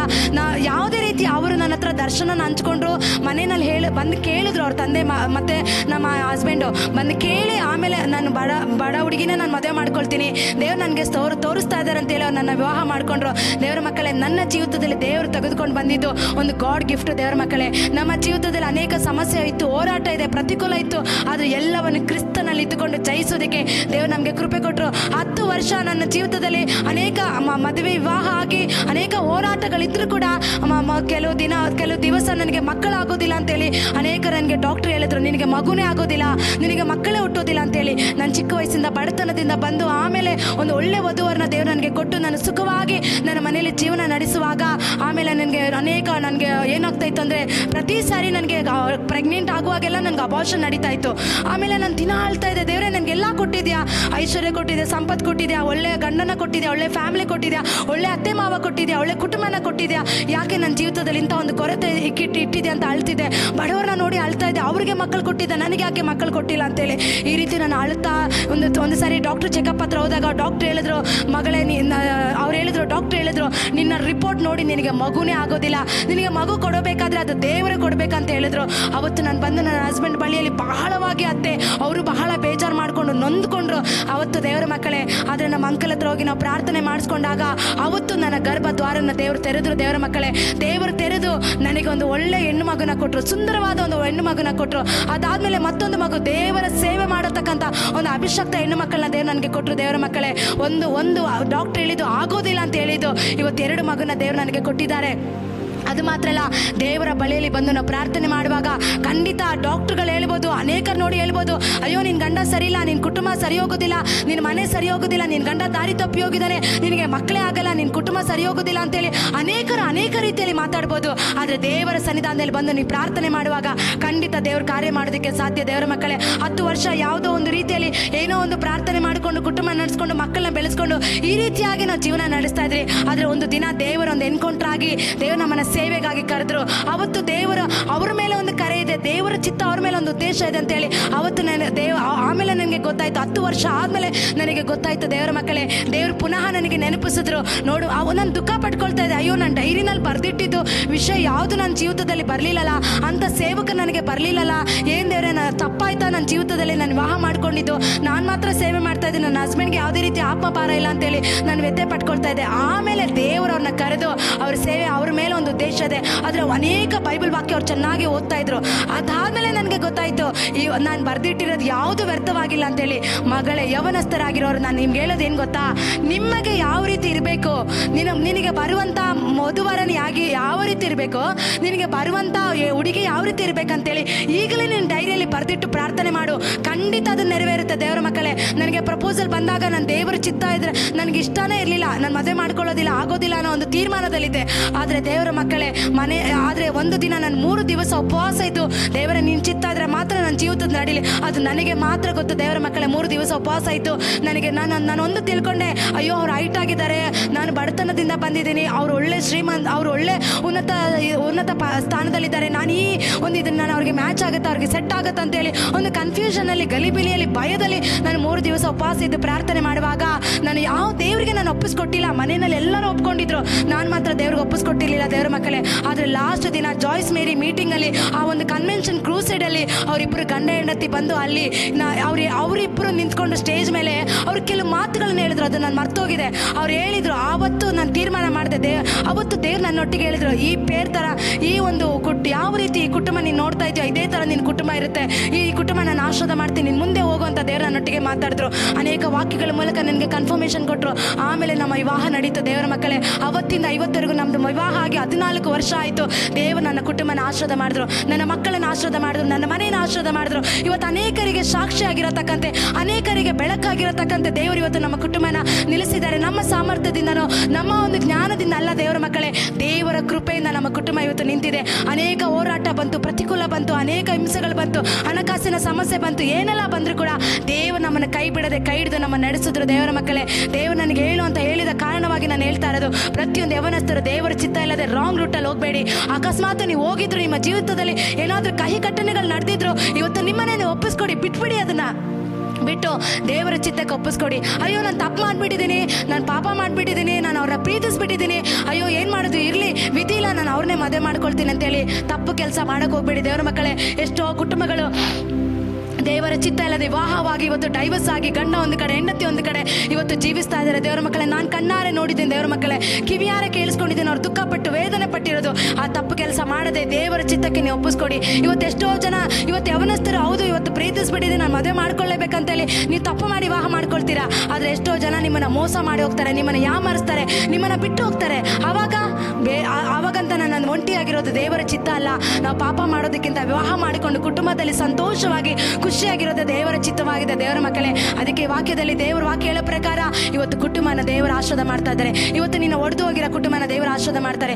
ಗಂಡ ಒಂದು ಕಡೆ ಹೆಂಡತಿ ಒಂದು ಕಡೆ ಬೇರೆ ಆಗಿರೋದಾದ್ರೆ ಆ ಕುಟುಂಬನ ದೇವರು ಇವತ್ತು ಒಟ್ಟುಗೂಡಿಸಕ್ಕೆ ಹೋಗ್ತಾರೆ. ಇವತ್ತು ನಿಮ್ಮ ಪಾಪಗಳು ತಪ್ಪುಗಳು ಏನೇ ಇದ್ರು ಅದನ್ನೆಲ್ಲ ಕ್ಷಮಿಸಿ ನಿನ್ನ ಕುಟುಂಬನ ದೇವರು ಬದಲಾಯಿಸಿ ನಿನ್ನ ಕುಟುಂಬದಲ್ಲಿ ನೆಮ್ಮದಿ, ಸಮಾಧಾನ, ಸಂತೋಷನ ದೇವರು ತರೋದಕ್ಕಾಗಿ ಹೋಗ್ತಾ ಇದ್ದಾರೆ. ದಾರಿ ತಪ್ಪಿ ಹೋಗಿರೋ ನಿನ್ನ ಗಂಡ, ದಾರಿ ತಪ್ಪಿ ತಪ್ಪಿಗಿರೋ ನಿನ್ನ ಹೆಂಡತಿನ ದೇವರು ವಾಪಸ್ ಬದಲಾಯಿಸಿ ರೂಪಾಂತರ ಮಾಡಿ ಕರೆದುಕೊಂಡು ಬಂದು ಕುಟುಂಬನ ಸೇರಿಸಿ ಕುಟುಂಬವಾಗಿ ದೇವರನ್ನ ಆರಾಧನೆ ಮಾಡತಕ್ಕಂತೆ ದೇವರು ಅದನ್ನು ರೂಪಾಂತರ ಮಾಡೋದಕ್ಕೆ ಹೋಗ್ತಾರೆ. ದೇವರ ಮಕ್ಕಳೇ, ಸಾರಳ ರೀತಿಯಲ್ಲಿ, ಅಬ್ರಾಹ್ಮನ ರೀತಿಯಲ್ಲಿ, ಗಂಡ ಹೆಂಡತಿಯಾಗಿ ಪ್ರೀತಿಯಲ್ಲಿ, ಮರಿಯಾಳ ರೀತಿಯಲ್ಲಿ, ಯೋಸೆಫನ ರೀತಿಯಲ್ಲಿ, ರೆಬೆಕಾ ಯಾಕೋ ಅದೇ ರೀತಿ ದೇವರ ಮಕ್ಕಳೇ, ರೇಚಲ್ ಯಾಕೋಬನ ರೀತಿಯಲ್ಲಿ ದೇವರ ಮಕ್ಕಳೇ ಪ್ರೀತಿಯಲ್ಲಿ ಅನ್ಯೋನ್ಯತೆಯಲ್ಲಿ ಕುಟುಂಬವನ್ನು ದೇವರು ಅವರ ಕುಟುಂಬನ ಆಶೀರ್ವಾದ ಮಾಡಿದ ದೇವರು ಇವತ್ತು ವೀಕ್ಷಿಸುತ್ತಿರುವ ಇಲ್ಲಿ ಕೂಡಿ ಬಂದಿರೋ ಎಲ್ಲ ಕುಟುಂಬಗಳನ್ನ ದೇವರ ಆಶೀರ್ವಾದ ಮಾಡೋದಕ್ಕೆ ಆತನು ಶಕ್ತನಾಗಿದ್ದಾನೆ. ದೇವರ ಮಕ್ಕಳೇ, ಅದೇ ರೀತಿಯಾಗಿ ದೇವರ ಮಕ್ಕಳೇ ಕುಟುಂಬವನ್ನು ದೇವರ ಕರಗಳಲ್ಲಿ, ನಮ್ಮ ಕುಟುಂಬನ ದೇವರ ಹಸ್ತದಲ್ಲಿ ಸಮರ್ಪಿಸೋಣ, ನಮ್ಮ ಕುಟುಂಬನ ದೇವರ ಕರಗಳಲ್ಲಿ ಒಪ್ಪಿಸ್ಕೊಳ್ಳೋಣ. ದೇವರ ಮಕ್ಕಳೇ, ಕೊನೆಯವರೆಗೂ ನಮಗೆ ಇವತ್ತು ದೇವರ ಮಕ್ಕಳೇ, ನಾನು ಗಂಡ ಹೆಂಡತಿ ಬಗ್ಗೆ ಮಾತ್ರ ಹೇಳಿದೆ. ನೆಕ್ಸ್ಟ್ ದಿವಸ ದೇವರ ಚಿತ್ತವಾದ ಅತ್ತೆ ಸೊಸೆ ಬಗ್ಗೆ ನಾನು ಮಾತಾಡ್ತೇನೆ. ದೇವರ ಮಕ್ಕಳೇ, ಅದೇ ರೀತಿ ಇವತ್ತು ಗಂಡ ಹೆಂಡತಿ ಅಂದರೆ ಹೇಗೆ, ನಾವು ಯಾವ ರೀತಿ ಇರಬೇಕು, ಹೆಂಗಿರಬೇಕು, ಪ್ರಾರ್ಥನೆಯಲ್ಲಿ, ಪ್ರೀತಿಯಲ್ಲಿ, ಅನ್ಯೋನ್ಯತೆಯಲ್ಲಿ, ಅಂಡರ್ಸ್ಟ್ಯಾಂಡಿಂಗಲ್ಲಿ ಪ್ರತಿಯೊಂದನ್ನು ಅರ್ಥ ಮಾಡ್ಕೊಂಡು ಅಡ್ಜಸ್ಟ್ ಮಾಡ್ಕೊಂಡು ಹೋಗ್ಬೇಕು. ದೇವರ ಮಕ್ಕಳೇ, ನಾನು ಇವತ್ತು ಅವ್ರು ಹೇಳಿದೆ ನಡಿಬೇಕು, ನೀನು ಹೇಳಿದೆ ನಡಿಬೇಕು ಅನ್ನೋದು ನಮ್ಮ ಜೀವಿತದಲ್ಲಿ ಬರಲೇಬಾರ್ದು. ತಗ್ಗಿಸ್ಕೊಳ್ಬೇಕು. ಹೆಂಡತಿ ಆಗಿರ್ಬೋದು, ಗಂಡ ಆಗಿರ್ಬೋದು, ಕುಟುಂಬದಲ್ಲಿ ತಗ್ಗಿಸ್ಕೊಂಡು ಪ್ರೀತಿಯಿಂದ, ಸಮಾಧಾನದಿಂದ, ತಾಳ್ಮೆಯಿಂದ ಹೋದ್ರೆ ಖಂಡಿತ ದೇವರ ಮಕ್ಕಳ ಆ ಕುಟುಂಬ ಏನಾಗಿರುತ್ತೆ, ಸಂತೋಷವಾಗಿ, ಸಮಾಧಾನವಾಗಿ, ಸುಖವಾಗಿ, ಚೆನ್ನಾಗಿರುತ್ತೆ. ದೇವರ ಮಕ್ಕಳೇ, ಇವತ್ತು ಗಂಡ ಒಂದು ಕಡೆ ಹೋಗಿ, ಹೆಂಡತಿ ಒಂದು ಕಡೆ ಹೋಗಿ, ಮಕ್ಕಳು ದಾರಿ ತಪ್ತಾ ಇದ್ದಾರೆ, ಮಕ್ಕಳು ಪ್ರಾರ್ಥನೆ ಮಾಡೋದೆ ಅವರು ದಾರಿ ತಪ್ಪಿ ಲೋಕದ ರೀತಿಯಲ್ಲಿ ಜೀವಿಸ್ತಾ ಇದ್ದಾರೆ. ದೇವರ ಮಕ್ಕಳೇ, ಅದಕ್ಕೆ ಅವಕಾಶ ಕೊಡಿದೆ. ತಂದೆ ತಾಯಿಗಳಾಗಿರೋ ನಾವುಗಳು, ಗಂಡ ಹೆಂಡತಿ ಆಗಿರೋ ನಾವುಗಳು ಒಂದೇ ಪ್ರೀತಿಯಿಂದ ಅನ್ಯೋನ್ಯತೆಯಲ್ಲಿ ಮಕ್ಕಳನ್ನು ಪ್ರಾರ್ಥನೆಯಲ್ಲಿ ಅಭಿಷಕ್ತರಾಗಿ ದೇವರಾಜ್ಯಕ್ಕೆ ಉಪಯೋಗವುಳ್ಳ ಮಕ್ಕಳಾಗಿ ನಾವೇನಾಗಿರ್ಬೇಕು, ಅದನ್ನು ಕಟ್ಟುವರಾಗಿರ್ಬೇಕು. ಸೈತಾನ ತಂತ್ರೋಪಾಯಗಳನ್ನು, ಸೈತಾನ ಕಾರ್ಯಗಳನ್ನು ಲಯ ಮಾಡಿ ನಾವು ದೇವರ ರಾಜ್ಯವನ್ನು, ದೇವರ ಚಿತ್ತವನ್ನು ತಿಳಿದುಕೊಂಡು ದೇವರ ಉದ್ದೇಶ ಪ್ರಕಾರ ಮುಂದೆ ಹೋಗ್ಬೇಕು. ದೇವರ ಮಕ್ಕಳೇ, ಒಂದು ದೇವರ ವಾಕ್ಯದಲ್ಲಿ ನೋಡೋ ಪ್ರಕಾರ ದೇವರ ಮಕ್ಕಳೇ, ಸೈತಾನ ಇವತ್ತು ದೇವರು ನೆಕ್ಸ್ಟ್ ತಲೆಮಾರುಗಳನ್ನ ದೇವರು ಎಬ್ಬಿಸಬೇಕು. ನೆಕ್ಸ್ಟ್ ಬರುವಂಥ ಉಜ್ಜೀವನಕ್ಕೆ ಆ ತಲೆಮಾರುಗಳು ಎದ್ದೇಳಬೇಕು. ನೆಕ್ಸ್ಟ್ ಯವನಸ್ಥರು ಎದ್ದೇಳಬೇಕು. ನೆಕ್ಸ್ಟ್ ಮಕ್ಕಳು ಎದ್ದು ಬರಬೇಕು. ಅದೇ ದೇವ್ರ ಪ್ಲಾನು. ಬರುವಂಥ ಯುದ್ಧಕ್ಕೆ, ಬರಬೇಕಾಗಿರೋ ಯುದ್ಧಕ್ಕೆ ನೆಕ್ಸ್ಟ್ ತಲೆಮಾರುಗಳು ಎದ್ದೇಳಬೇಕು. ನೆಕ್ಸ್ಟ್ ಜನ್ರೇಷನ್ ಎದ್ದೇಳಬೇಕು. ಸೈತಾನ ಗೊತ್ತು, ನೆಕ್ಸ್ಟ್ ತಲೆಮಾರುಗಳು, ನೆಕ್ಸ್ಟ್ ಯವನಸ್ಥರು, ನೆಕ್ಸ್ಟ್ ಜನ್ರೇಷನ್ ಎದ್ದು ಬಂದರೆ ನನ್ನನ್ನು ನಾಶ ಮಾಡ್ತಾರೆ, ಯುದ್ಧ ಮಾಡಿ ಮುಂದೆ ಅವರು ನನ್ನ ಕಾರ್ಯಗಳನ್ನು ಲಯ ಮಾಡ್ತಾರೆ ಅಂತೇಳಿ ಅವನೇನು ಮಾಡ್ತಾ ಇದ್ದಾನೆ, ಕುಟುಂಬನ ಹೊಡಿತಾ ಇದ್ದಾನೆ. ದೇವರ ಮಕ್ಕಳೇ, ಅದಕ್ಕೆ ಅವಕಾಶ ಕೊಡದೆ ಮಕ್ಕಳನ್ನು ಪ್ರಾರ್ಥನೆಯಲ್ಲೂ, ಆರಾಧನೆಯಲ್ಲಿ, ಭಯದಲ್ಲಿ, ಭಕ್ತಿಯಲ್ಲಿ, ಜ್ಞಾನದಲ್ಲಿ ನಾವು ಮಕ್ಕಳನ್ನು ಬೆಳೆಸೋರಾಗಿರೋಣ. ದೇವರ ಮಕ್ಕಳೇ, ಕುಟುಂಬವಾಗಿ ನಾವು ಕುಟುಂಬನ ಕಟ್ಟೋಣ, ಕುಟುಂಬವಾಗಿ ದೇವರನ್ನ ಆರಾಧಿಸೋಣ. ದೇವರು ಸಂತೋಷ ಪಡೋದು ಕುಟುಂಬದಲ್ಲಿ ಮಾತ್ರ. ದೇವರ ಮಕ್ಕಳೇ, ಗಂಡ ಹೆಂಡತಿ ಮಕ್ಕಳು ನಾವು ಆರಾಧನೆ ಮಾಡುವಾಗ ಅವರು ನಮ್ಮ ಮಧ್ಯದಲ್ಲಿ ಇದ್ದುಕೊಂಡು ಅವರು ಸಂತೋಷ ಪಡ್ತಾರೆ. ದೇವರ ಮಕ್ಕಳೇ, ಅವರು ದೇವರ ಉದ್ದೇಶ ಏನು, ಗಂಡ ಹೆಂಡತಿ ಒಟ್ಟಾಗಿರ್ಬೇಕು, ಅವ್ರು ಸಂತೋಷವಾಗಿರ್ಬೇಕು, ನೆಮ್ಮದಿಯಾಗಿರ್ಬೇಕು, ಅವ್ರು ಚೆನ್ನಾಗಿರ್ಬೇಕು, ಮಕ್ಕಳು ಎಲ್ಲರೂ ಕುಟುಂಬವಾಗಿ ಸಂತೋಷವಾಗಿರ್ಬೇಕಂತೇಳಿ ನಮ್ಮ ಮಧ್ಯದಲ್ಲಿ ವಾಸ ಮಾಡೋ ದೇವರು. ಆತ ನಮಗೆ ಮಧ್ಯಸ್ಥಿಕನಾಗಿದ್ದಾನೆ. ದೇವರ ಮಕ್ಕಳೇ, ಆದರೆ ಸೈತಾನ ಕೆಲಸ ಏನು, ಕುಟುಂಬನ ಒಡೆದು ಕುಟುಂಬನ ಹಾಳು ಮಾಡ್ಬೇಕಂತೇಳಿ, ಅವ್ರ ನೆಮ್ಮದಿನ ಕೆಡಿಸ್ಬೇಕಂತೇಳಿ, ಅವ್ರನ್ನ ಬೇರೆ ಮಾಡ್ಬೇಕನ್ನೋದು ಸೈತಾನ ಕೆಲಸ ಆಗಿದೆ. ಇವತ್ತು ಪ್ರಪಂಚದಲ್ಲಿ ನೋಡೋದಾದ್ರೆ ಬರೀ ಇದೇ ಸುದ್ದಿ. ದೇವರ ಮಕ್ಕಳೇ, ಕುಟುಂಬ ಚೆನ್ನಾಗಿಲ್ಲ, ಕುಟುಂಬ ಒಡೆದು ಹೋಗಿದೆ, ಬೇಡದ ರೀತಿಯಲ್ಲಿ ರಾಂಗ್ ಆಗಿ ಬೇಡದ ಕಾರ್ಯಗಳು ಕುಟುಂಬದಲ್ಲಿ ನಡೀತಾ ಇದೆ, ಕೆಟ್ಟ ಕಹಿ ಘಟನೆಗಳು ನಡೀತಾ ಇದೆ ಅಂತೇಳಿ ವಿರೋಧವಾಗಿ ಶತ್ರು ಕಾರ್ಯ ಮಾಡ್ತಾ ಇದ್ದಾನೆ. ನೀವೇನ್ ಮಾಡ್ಬೇಕು, ಸೈತಾನ ಕಾರ್ಯಗಳು ತಿಳಿದು ಸ್ತ್ರೀಯರಾಗಿರೋ, ಜ್ಞಾನವತಿಯಾದ ಸ್ತ್ರೀಯರಾಗಿ, ಪುರುಷರಾಗಿರೋ, ಪ್ರಾರ್ಥನೆ ಮಾಡುವಂತ ಪುರುಷರಾಗಿ ಕುಟುಂಬವನ್ನು ಕಟ್ಟೋದು ಮಾತ್ರ ಅಲ್ಲ, ನಿಮಗೆ ವಿರೋಧವಾಗಿ ಬರುವ ಶತ್ರುವಿನ ಕಾರ್ಯಗಳನ್ನು, ಸೈತಾನ ಕ್ರಿಯೆಗಳನ್ನು ನಾವೇನ್ ಮಾಡಬೇಕು, ಲಯ ಮಾಡುವವರಾಗಿರ್ಬೇಕು. ಅದಕ್ಕೆ ದೇವರ ಮಕ್ಕಳೇ, ನಾವೆಲ್ಲರೂ ಸ್ವಲ್ಪ ಸಮಯ ಪ್ರಾರ್ಥನೆ ಮಾಡೋಣ. ಅಪ್ಪ ಯೇಸುವೆ, ಸ್ತೋತ್ರಪ್ಪ, ಸ್ತೋತ್ರ ಕರ್ತನೆ, ಪರಿಶುದ್ಧನೆ ಮಹೋನ್ನತನೇ ಆದ ದೇವರೇ ಅಪ್ಪಾಜಿ, ಇವತ್ತು ಅನೇಕ ವಾಕ್ಯಗಳನ್ನು ಮಟ್ಟಿಗೆ ನೀನು ಮಾತಾಡಿ ಅನೇಕ ಆಲೋಚನೆಗಳು ಕೊಟ್ಟಿದ್ದೆಯಲ್ಲ ಅಪ್ಪ ಸ್ವಾಮಿ ಕರ್ತನೆ. ಗಂಡ ಹೆಂಡತಿಯಾಗಿ ಕುಟುಂಬವಾಗಿ ಕರ್ತನೆ ಅಪ್ಪ, ಮಕ್ಕಳು ಕರ್ತನೆ ಭಯದಲ್ಲಿ, ಭಕ್ತಿಯಲ್ಲಿ, ಪ್ರಾರ್ಥನೆಯಲ್ಲಿ ಇರಬೇಕು, ಅದೇ ನಿನ್ನ ಚಿತ್ತವಾಗಿದೆ ಅಪ್ಪ ಯೇಸುವೆ ಕರ್ತನೆ. ಆ ಗಂಡ ಹೆಂಡತಿ ಮಧ್ಯದಲ್ಲಿ ಪ್ರೀತಿ, ಅನ್ಯೋನ್ಯತೆ, ಸಮಾಧಾನ, ಸಂತೋಷ ಉಂಟಾಗಲಿ. ಇವತ್ತು ಎಷ್ಟೋ ಕುಟುಂಬಗಳು ಒಡೆದು ಹೋಗಿದೆಪ್ಪ, ಎಷ್ಟೋ ಗಂಡ ಹೆಂಡತಿ ಬೇರೆಯಾಗಿ ಕರ್ತನೆ ನೆಮ್ಮದಿ ಇಲ್ಲದೆ, ಸಮಾಧಾನ ಇಲ್ಲದೆ, ಒಂಟಿಯಾಗಿ ಅಳ್ತಾ ಇದ್ದಾರಪ್ಪ. ಗಂಡ ಒಂದು ಕಡೆ, ಹೆಂಡತಿ ಒಂದು ಕಡೆ, ಮಕ್ಕಳು ಒಂದು ಕಡೆ ಹೋಗಿ ಇವತ್ತು ಕುಟುಂಬ ಚೆನ್ನಾಗಿಲ್ಲದೆ, ಶತ್ರು ಅವರ ಕುಟುಂಬದಲ್ಲಿ ಎದ್ದು ನಿಂತಿರುವಂತಹ ಸೈತಾನ ಕುತಂತ್ರಗಳು, ನೆಮ್ಮದಿ ಇಲ್ಲದೆ, ಸಮಾಧಾನ ಇಲ್ಲದೆ, ಸಂತೋಷ ಇಲ್ಲದೆ, ಎಲ್ಲ ರಾಂಗ್ ರಿಲೇಶನ್ಶಿಪ್ಗಳು ಕರ್ತನೆ ಯೇಸುವಿನ ನಾಮದಲ್ಲಿ ಕ್ಯಾನ್ಸಲ್ ಮಾಡ್ತಾ ಇದ್ದೀನಿ ಅಪ್ಪ. ದೇವರಿಗೋಸ್ಕರ ನಿಂತು ಸೇವೆ ಮಾಡತಕ್ಕಂತೆ ಅಪ್ಪ, ಕುಟುಂಬವಾಗಿ ದೇವರನ್ನ ಆರಾಧಿಸತಕ್ಕಂತೆ, ಗಂಡ ಹೆಂಡತಿ ಮಕ್ಕಳು ದೇವರನ್ನ ಸ್ತುತಿಸತಕ್ಕಂತೆ ನಿನ್ನ ಕೃಪೆಯಲ್ಲಿ ಅವರ ಮರೆಮಾಚು ರಾಜ ಅಪ್ಪಾಜಿ ಕರ್ತನೆ. ಸೈತಾನ ತೆಗೆದುಕೊಂಡು ಹೋಗೋ ಎಲ್ಲ ರಾಂಗ್ ರಿಲೇಶನ್ಶಿಪ್, ಎಲ್ಲ ರಾಂಗ್ ಆದ ಥಾಟ್ಸ್ಗಳು, ರಾಂಗ್ ಆದ ಆಲೋಚನೆಗಳು, ಎಲ್ಲ ಸೈತಾನ ಕುತಂತ್ರಗಳು, ಸೈತಾನ ಪ್ಲಾನ್ಗಳು ಅಪ್ಪ ಕರ್ತನೆ ಬಿಟ್ಟು ಕರ್ತನೆ ಬೇರೆ ದಾರಿ ತಪ್ಪಿ ಹೋಗಿರೋಂಥ ಗಂಡಂದಿರು, ದಾರಿ ತಪ್ಪಿ ಹೋಗಿರೋ ಹೆಂಡತಿರು ಮನಸ್ಸಿಗೆ ಬರಲಿ ಯೇಸು ನಾಮದಲ್ಲಿ. ಒಂದೊಂದು ಕುಟುಂಬನ ನೀನು ಕಟ್ಟುವಂತ ನಾವು, ಗಂಡ ಹೆಂಡತಿಯ ಮಧ್ಯದಲ್ಲಿ ಐಕ್ಯತೆ ಇರಲಿ, ಪ್ರೀತಿ ಇರಲಿ, ಅನ್ಯೋನ್ಯತೆ ಇರಲಿ, ಸಮಾಧಾನ ಇರಲಿ ಸ್ವಾಮಿ. ಗಂಡ ಹೆಂಡತಿಯಾಗಿ ಮಕ್ಕಳನ್ನು ಪ್ರಾರ್ಥನೆಯಲ್ಲಿ, ಭಯದಲ್ಲಿ, ಭಕ್ತಿಯಲ್ಲಿ ಅಪ್ಪ ಕುಟುಂಬವಾಗಿ ದೇವರನ್ನ ಆರಾಧಿಸಿ ಅಪ್ಪ, ಕುಟುಂಬವಾಗಿ ಕರ್ತನೆ ಜೀವನ ನಡೆಸೋದಕ್ಕೆ ಕೃಪೆಯನ್ನು ದಯಪಾಲಿಸಿ ರಾಜ ಅಪ್ಪ ಕರ್ತನೆ. ಕುಟುಂಬ ಸಪರೇಟ್ ಆಗಿ ಬೇರೆ ಮಾಡಿಕೊಂಡು ಜೀವನವನ್ನು ಕರ್ತನೆ ಅಪ್ಪ ಬೇಡ, ಚೆನ್ನಾಗಿರೋದಿಲ್ಲ ಅಂತೇಳಿ ಅಪ್ಪ ನಷ್ಟಪಡಿಸ್ಕೊಳ್ಳುತ್ತಿರುವಂಥ ಎಲ್ಲ ಸೈತಾನ ಕುತಂತ್ರಗಳು, ಎಲ್ಲ ಸೈತಾನ ಪ್ಲಾನ್ಗಳು ಯೇಸು ಕ್ರಿಸ್ತನ ನಾಮ ನಾಮದಲ್ಲಿ ಕ್ಯಾನ್ಸಲ್ ಮಾಡ್ತಾ ಇದ್ದೀನಿ. ಅಪ್ಪಾಜಿ ಕರ್ತನೆ ಹಾಲೆಲೂಯಾ ಸ್ತೋತ್ರ ಅಪ್ಪ. ಅಪ್ಪ ಕರ್ತನೆ ಕಷ್ಟದಲ್ಲೂ ದುಃಖದಲ್ಲೂ ಅಪ್ಪ ಕರ್ತನೆ ಅಪ್ಪ ಈ ಕರ್ತನೆ ಅಪ್ಪ ಪ್ರಾಣ ಇರುವವರೆಗೂ ನಾವು ನಿನ್ನ ಕೈ ಹಿಡಿತೀನಿ ಅಂತೇಳಿ ಒಡಂಬಡಿಕೆ ಮಾಡ್ಕೊಂಡಿದ್ದ ಆ ಒಡಂಬಡಿಕೆಯನ್ನು ಎಲ್ಲೂ ಬ್ರೇಕ್ ಮಾಡದಂತೆ ಕೊನೆಯವರೆಗೂ ಕರ್ತನೆ ಕುಟುಂಬವಾಗಿ ಜೀವನ ನಡೆಸೋದಕ್ಕೆ ಬೇಕಾದ ಕೃಪೆಯನ್ನು ದಯಪಾಲಿಸು ರಾಜ. ಅಪ್ಪಾಜಿ ಮತ್ತೊಂದು ಕುಟುಂಬಗಳನ್ನು ಕಟ್ಟತಕ್ಕಂತೆ, ಮತ್ತೊಂದು ಕುಟುಂಬಗಳನ್ನು ಸರಿಪಡಿಸತಕ್ಕಂತೆ ಅಪ್ಪಾಜಿ ಕರ್ತನೆ ಒಂದೊಂದು ವ್ಯಕ್ತಿಗಳನ್ನು ಎಪ್ಪಿಸು ರಾಜ. ಅಪ್ಪ ಹೊಡೆದು ಹೋಗಿರೋ ಕುಟುಂಬಗಳನ್ನು ನೀನು ಕಟ್ಟಿ ರಾಜ. ಗಂಡ ಹೆಂಡತಿ ಬೇರೆ ಆಗಿರೋ ಒಂದೊಂದು ಗಂಡ ಹೆಂಡತಿನ ಒಟ್ಟುಗೂಡಿಸಿ ಅಪ್ಪಾಜಿ, ಒಟ್ಟುಗೂಡಿಸಿ ಕರ್ತನೆ ಅವರನ್ನು ಒಂದು ಮಾಡುವಂತನಾಗಪ್ಪಾಜಿ. ಕುಟುಂಬವಾಗಿ ನಿನ್ನನ್ನು ಆರಾಧಿಸಬೇಕು, ಕುಟುಂಬವಾಗಿ ದೇವರ ಸನ್ನಿಧಾನಕ್ಕೆ ಬರಬೇಕು. ಎಷ್ಟೋ ಜನ ಗಂಡಂದಿರು ಮದ್ಯಪಾನ ಮಾಡಿ ಧೂಮಪಾನ ಮಾಡಿ ತಪ್ಪಾದ ದಾರಿಗಳಿಗೆ ಹೋಗಿ ಕರ್ತನೆ ಬೇಡದ ರಾಂಗ್ ರಿಲೇಶನ್ಶಿಪ್ ಇಟ್ಕೊಂಡಿರೋಂಥ ಪ್ರತಿಯೊಂದು ಗಂಡಂದಿರನ್ನ ನೀನು ತಾನೇ ಬದಲಾಯಿಸು ರಾಜ. ಅವ್ರನ್ನ ರೂಪಾಂತರ ಮಾಡೋಣ ಮುಟ್ಟುವಂತನಾಗು ಸ್ವಾಮಿ. ಅಪ್ಪ ಸ್ತ್ರೀಯರಾಗಿರೋರು ಕರ್ತನೆ ಗಂಡನಿಗೆ ವಿಧಿಯರಾಗಿ ಕರ್ತನೆ ಕುಟುಂಬನ ಕಟ್ಟುವಂಥ ಸ್ತ್ರೀಯರಾಗಿ, ಜ್ಞಾನವತಿಯಾದ ಸ್ತ್ರೀಯರಾಗಿ ಅಪ್ಪ ಪರಿಶುದ್ಧವುಳ್ಳ ಸ್ತ್ರೀಯರಾಗಿ ಕರ್ತನೆ ನನ್ನ ಮಕ್ಕಳು ನನ್ನ ಕುಟುಂಬ ಅಂತೇಳಿ ಅನೇಕ ಸ್ತ್ರೀಯರಾಗಿ ಎದ್ದೇಳತಕ್ಕಂಥ ಒಂದೊಂದು ಸ್ತ್ರೀಯರನ್ನ ನೀನು ಬದಲಾಯಿಸು ರಾಜ. ಅಪ್ಪ ಅಜ್ಜಿ ಕರ್ತನೆ ಒಟ್ಟಿಯಾಗಿ ಅಪ್ಪ ಇವತ್ತು ಕರ್ತನೆ ಒಡೆದು ಹೋಗಿ ಕುಟುಂಬ ಕಣ್ಣೀರಲ್ಲಿ ದುಃಖದಲ್ಲಿ ಬಾಧೆಯಲ್ಲಿ ಕಷ್ಟದಲ್ಲಿ ಸಂಕಟದಲ್ಲಿ ವೇದನೆಯಲ್ಲಿ ಒಳಗಾಗಿ ಬಾಧೆ ಪಡುತ್ತಿರುವರು ಅಪ್ಪ, ವೇದನೆ ಪಡುತ್ತಿರೋರು ಮಕ್ಕಳು ತಂದೆ ತಾಯಿ ಇಲ್ಲ ಅಂತೇಳಿ ಪ್ರೀತಿ ಇಲ್ಲದೆ ಅನೇಕ ಸಂಕಟಕ್ಕೊಳಗಾಗಿರೋ ಎಷ್ಟೋ ಜನರು ಕರ್ತನೆ ಅಪ್ಪ ಕರ್ತನೆ ಆ ಕುಟುಂಬಗಳನ್ನು ನೀನು ಕಟ್ಟುವಂತ ನಾಗರಾಜ. ಆ ಕುಟುಂಬಗಳನ್ನು ಒಟ್ಟು ಸೇರಿಸಪ್ಪಾಜಿ. ಅಪ್ಪ ಗಂಡ ಹೆಂಡತಿ ಮಕ್ಕಳು ಪ್ರೀತಿಯಲ್ಲಿ ಅನ್ಯೋನ್ಯತೆಯಲ್ಲಿ ಸಮಾಧಾನ ಸಂತೋಷದಲ್ಲಿ ಅವರು ಜಾಲಿಯಾಗಿ ಸಂತೋಷವಾಗಿರತಕ್ಕಂತೆ ಸಮಾಧಾನ ಕುಟುಂಬಗಳಲ್ಲಿ ಉಂಟಾಗಲಿ ಯೇಸುವಿನ ನಾಮದಲ್ಲಿ ಕರ್ತನೆ. ಅಪ್ಪ ನೀನೋ ಕರ್ತನೆ ಸೈತಾನನ್ನು ಕತ್ತುಕೊಳ್ಳೋದಕ್ಕೆ ನಾಶ ಮಾಡೋದಕ್ಕೆ ಬರ್ತಾನೆ, ನೀನೋ ಜೀವಕರವಾದ ಬುಗ್ಗೆಯನ್ನು ಕೊಡೋದಕ್ಕೆ ಬಂದಿದೆಯಲ್ಲಪ್ಪ. ಅಪ್ಪಾಜಿ ಕರ್ತನೆ ಅಲ್ಲಿ ಅನೇಕ ಯವನಸ್ಥರು ತಪ್ಪಾದ ದಾರಿ ನಡೆದು ಬೇಡದ ರಾಂಗ್ ರೀಟಲ್ಲಿ ಹೋಗಿ ಕರ್ತನೆ ದೇವರ ಚಿತ್ತ ಇಲ್ಲದಿರೋ ಚಾಯ್ಸ್ ಅನ್ನು ಮಾಡಿಕೊಂಡು ಕರ್ತನೆ ಅಪ್ಪ ವಿವಾಹವಾಗಿ ಹೋದಂತೆ ಅಪ್ಪ ಕರ್ತನೆ ಅಪ್ಪ ದೇವರ ಚಿತ್ತ ಇರೋದಕ್ಕೆ ಒಪ್ಪಿಸಿಕೊಟ್ಟು ತಕ್ಕ ಸಮಯಗಳಲ್ಲಿ ಶುಭ ವಿವಾಹಗಳು ನಡೆಯುವುದಕ್ಕೆ ತನ್ನ ವಧುವರನಿಗೆ ತನ್ನ ಮೊದಲಿಗಿತ್ತೀನು ತಕ್ಕ ಸಮಯದಲ್ಲಿ ನೀನು ಒದಗಿಸಿಕೊಡುವಂತೆ ನಾಗರಾಜ. ಅಪ್ಪ ಟೈಮ್ಗೆ ಕರೆಕ್ಟಾಗಿ ಏಜಿಗೆ ತಕ್ಕ ಸಮಯಕ್ಕೆ ವಿವಾಹಗಳು ನಡೆಯಲಿ ಸ್ವಾಮಿ, ಮದುವೆಗಳು ನಡೆಯಲಿ ರಾಜ. ಅನೇಕರು ಪ್ರಾರ್ಥನೆ ರಿಕ್ವೆಸ್ಟ್ ಕೊಟ್ಟಿದ್ದಾರೆ, ನನಗಾಗಿ ಪ್ರಾರ್ಥನೆ ಮಾಡಿ, ನನ್ನ ಮದುವೆಗಾಗಿ ಪ್ರಾರ್ಥನೆ ಮಾಡಿ ಅಂತೇಳಿ. ಮದುವೆ ಆಗದೆ ಒಂಟಿಯಾಗಿ ಬಾರು ಪಡ್ತಿರೋ ಎಷ್ಟೋ ಜನರು, ವಯಸ್ಸಾಯ್ತು ಅವಮಾನ ಆಗ್ತದೆ, ಅನೇಕರು ನಿಂದಿಸ್ತಾ ಇದ್ದಾರೆ, ಅವಮಾನ ಪಡಿಸ್ತಾ ಇದ್ದಾರೆ ಅಂತೇಳಿ ಅನೇಕ ಬಾಧೆಗೊಳಗಾಗಿರೋ ಸ್ತ್ರೀಯರು ಪುರುಷರಿಗೆ ತಕ್ಕ ಸಮಯದಲ್ಲಿ ಶುಭ ವಿವಾಹವನ್ನು ನೀನು ನಡೆಯೋದಕ್ಕೆ ನೀನು ಕೃಪೆ ಮಾಡಿ ರಾಜ. ಆ ಮದುವೆ ವಿವಾಹಗಳನ್ನು ನೀನು ಆಶೀರ್ವಾದ ಮಾಡು ಕರ್ತನೆ. ಟೈಮ್ಗೆ ಕರೆಕ್ಟಾಗಿ ಅವರವರಿಗೆ ಬೇಕಾದ ತಕ್ಕ ಸಮಯದಲ್ಲಿ ನೀನು ಅವರಿಗೆ ಸಿದ್ಧ ಮಾಡಿಕೊಡುವಂತ ನಾವು ನಿನ್ನ ಚಿತ್ತಕ್ಕೆ ಅವ್ರು ಒಪ್ಪಿಸ್ಕೊಡ್ಬೇಕು ರಾಜ. ಸೈತಾನ ರಾಂಗ್ ರೂಟಲ್ಲಿ ತೆಗೆದುಕೊಂಡು ಹೋಗಿ ಯವನಸ್ಥನ ತಪ್ಪಾದ ದಾರಿಯಲ್ಲಿ ಅಪ್ಪ ಬೀಳಿಸದಂತೆ ಅಪ್ಪ ಒಂದೊಂದು ಯವನಸ್ಥನ ರಕ್ತ ಕೋಟೆಯಲ್ಲಿ ಮರೆ ಮಾಚುವಂತ ನಾಗರಾಜ.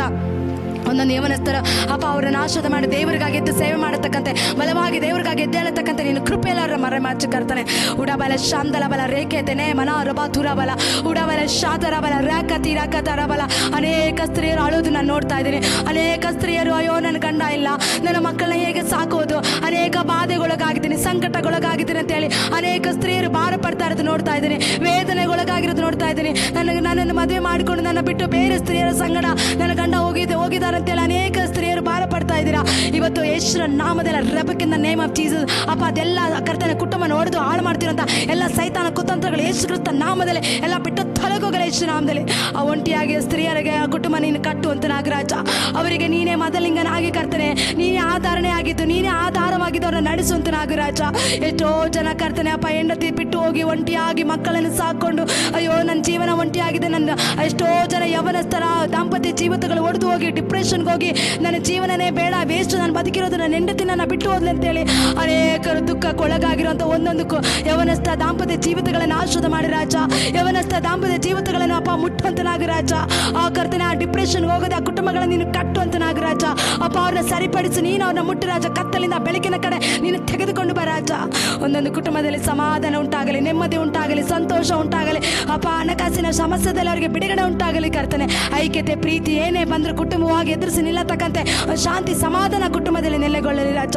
ನೀನು ಹಾಗೆ ಮಾಡಿದಕ್ಕಾಗಿ ಸ್ತೋತ್ರ. ಇದುವರೆಗೂ ವಾಕ್ಯ ಹೇಳೋದಕ್ಕೆ ಕೃಪೆ ಕೊಟ್ಟಿದ್ದಕ್ಕಾಗಿ ಸ್ತೋತ್ರ. ಒಂದೊಂದು ಕುಟುಂಬ ನೀನು ಆಶೀರ್ವಾದ ಮಾಡು, ಒಂದೊಂದು ವ್ಯಕ್ತಿಗಳ ನೀನು ಆಶೀರ್ವಾದ ಮಾಡಿ ರಾಜ. ಅಪ್ಪ ಆ ಕರ್ತನೆ ಕುಟುಂಬಗಳ ನೀನು ಕಟ್ಟಿದ್ದಕ್ಕಾಗಿ ಸ್ತೋತ್ರ. ಇವತ್ತು ಕರ್ತನೆ ಅಪ್ಪ ಇವತ್ತಿನಿಂದ ಅದು ಬ್ರೇಕ್ ಆಗಲಿ. ಕುಟುಂಬದಲ್ಲಿ ಕರ್ತನೆ ಬ್ರೇಕ್ ಬೀಳುವಂತ ಹೊಡೆಯುವಂತ ಎಲ್ಲ ಯೇಸುವಿನ ನಾಮದಲ್ಲಿ ಬ್ರೇಕ್ ಆಗಲಿ ಕರ್ತನೆ. ಕುಟುಂಬಗಳ ನೀನು ಆಶೀರ್ವಾದ ಮಾಡು, ಗಂಡ ಹೆಂಡತಿನ ಆಶೀರ್ವಾದ ಮಾಡು. ಅವರ ಮಧ್ಯದಲ್ಲಿ ಪ್ರೀತಿ ಅನ್ಯೋನ್ಯತೆ ಐಕ್ಯತೆ ನೆಲೆಗೊಳ್ಳಲಿ ರಾಜ. ಅಪ್ಪ ನೀನು ಹಾಗೆ ಮಾಡಿದಕ್ಕಾಗಿ ಸ್ತೋತ್ರ, ಅದ್ಭುತಕ್ಕಾಗಿ ಸ್ತೋತ್ರ. ಎಲ್ಲ ಸಕಲ ಘನ ಮಹಿಮೆ ನಿಮಗೆ ಸ್ತೋತ್ರ ಸಲ್ಲಿಸಿ ಎಲ್ಲವನ್ನ ಆಶ್ರಯಿತಿನ ಯೇಸು ಕ್ರಿಸ್ತ ನಾಮದಲ್ಲಿ ಬೇಡಿಕೊಳ್ತೇನೆ ತಂದೆ, amen. Hallelujah. Praise the lord. ಕರ್ತನ ನಾಮಕ್ಕೆ ಸ್ತೋತ್ರವಾಗಲಿ. ಇದುವರೆಗೆ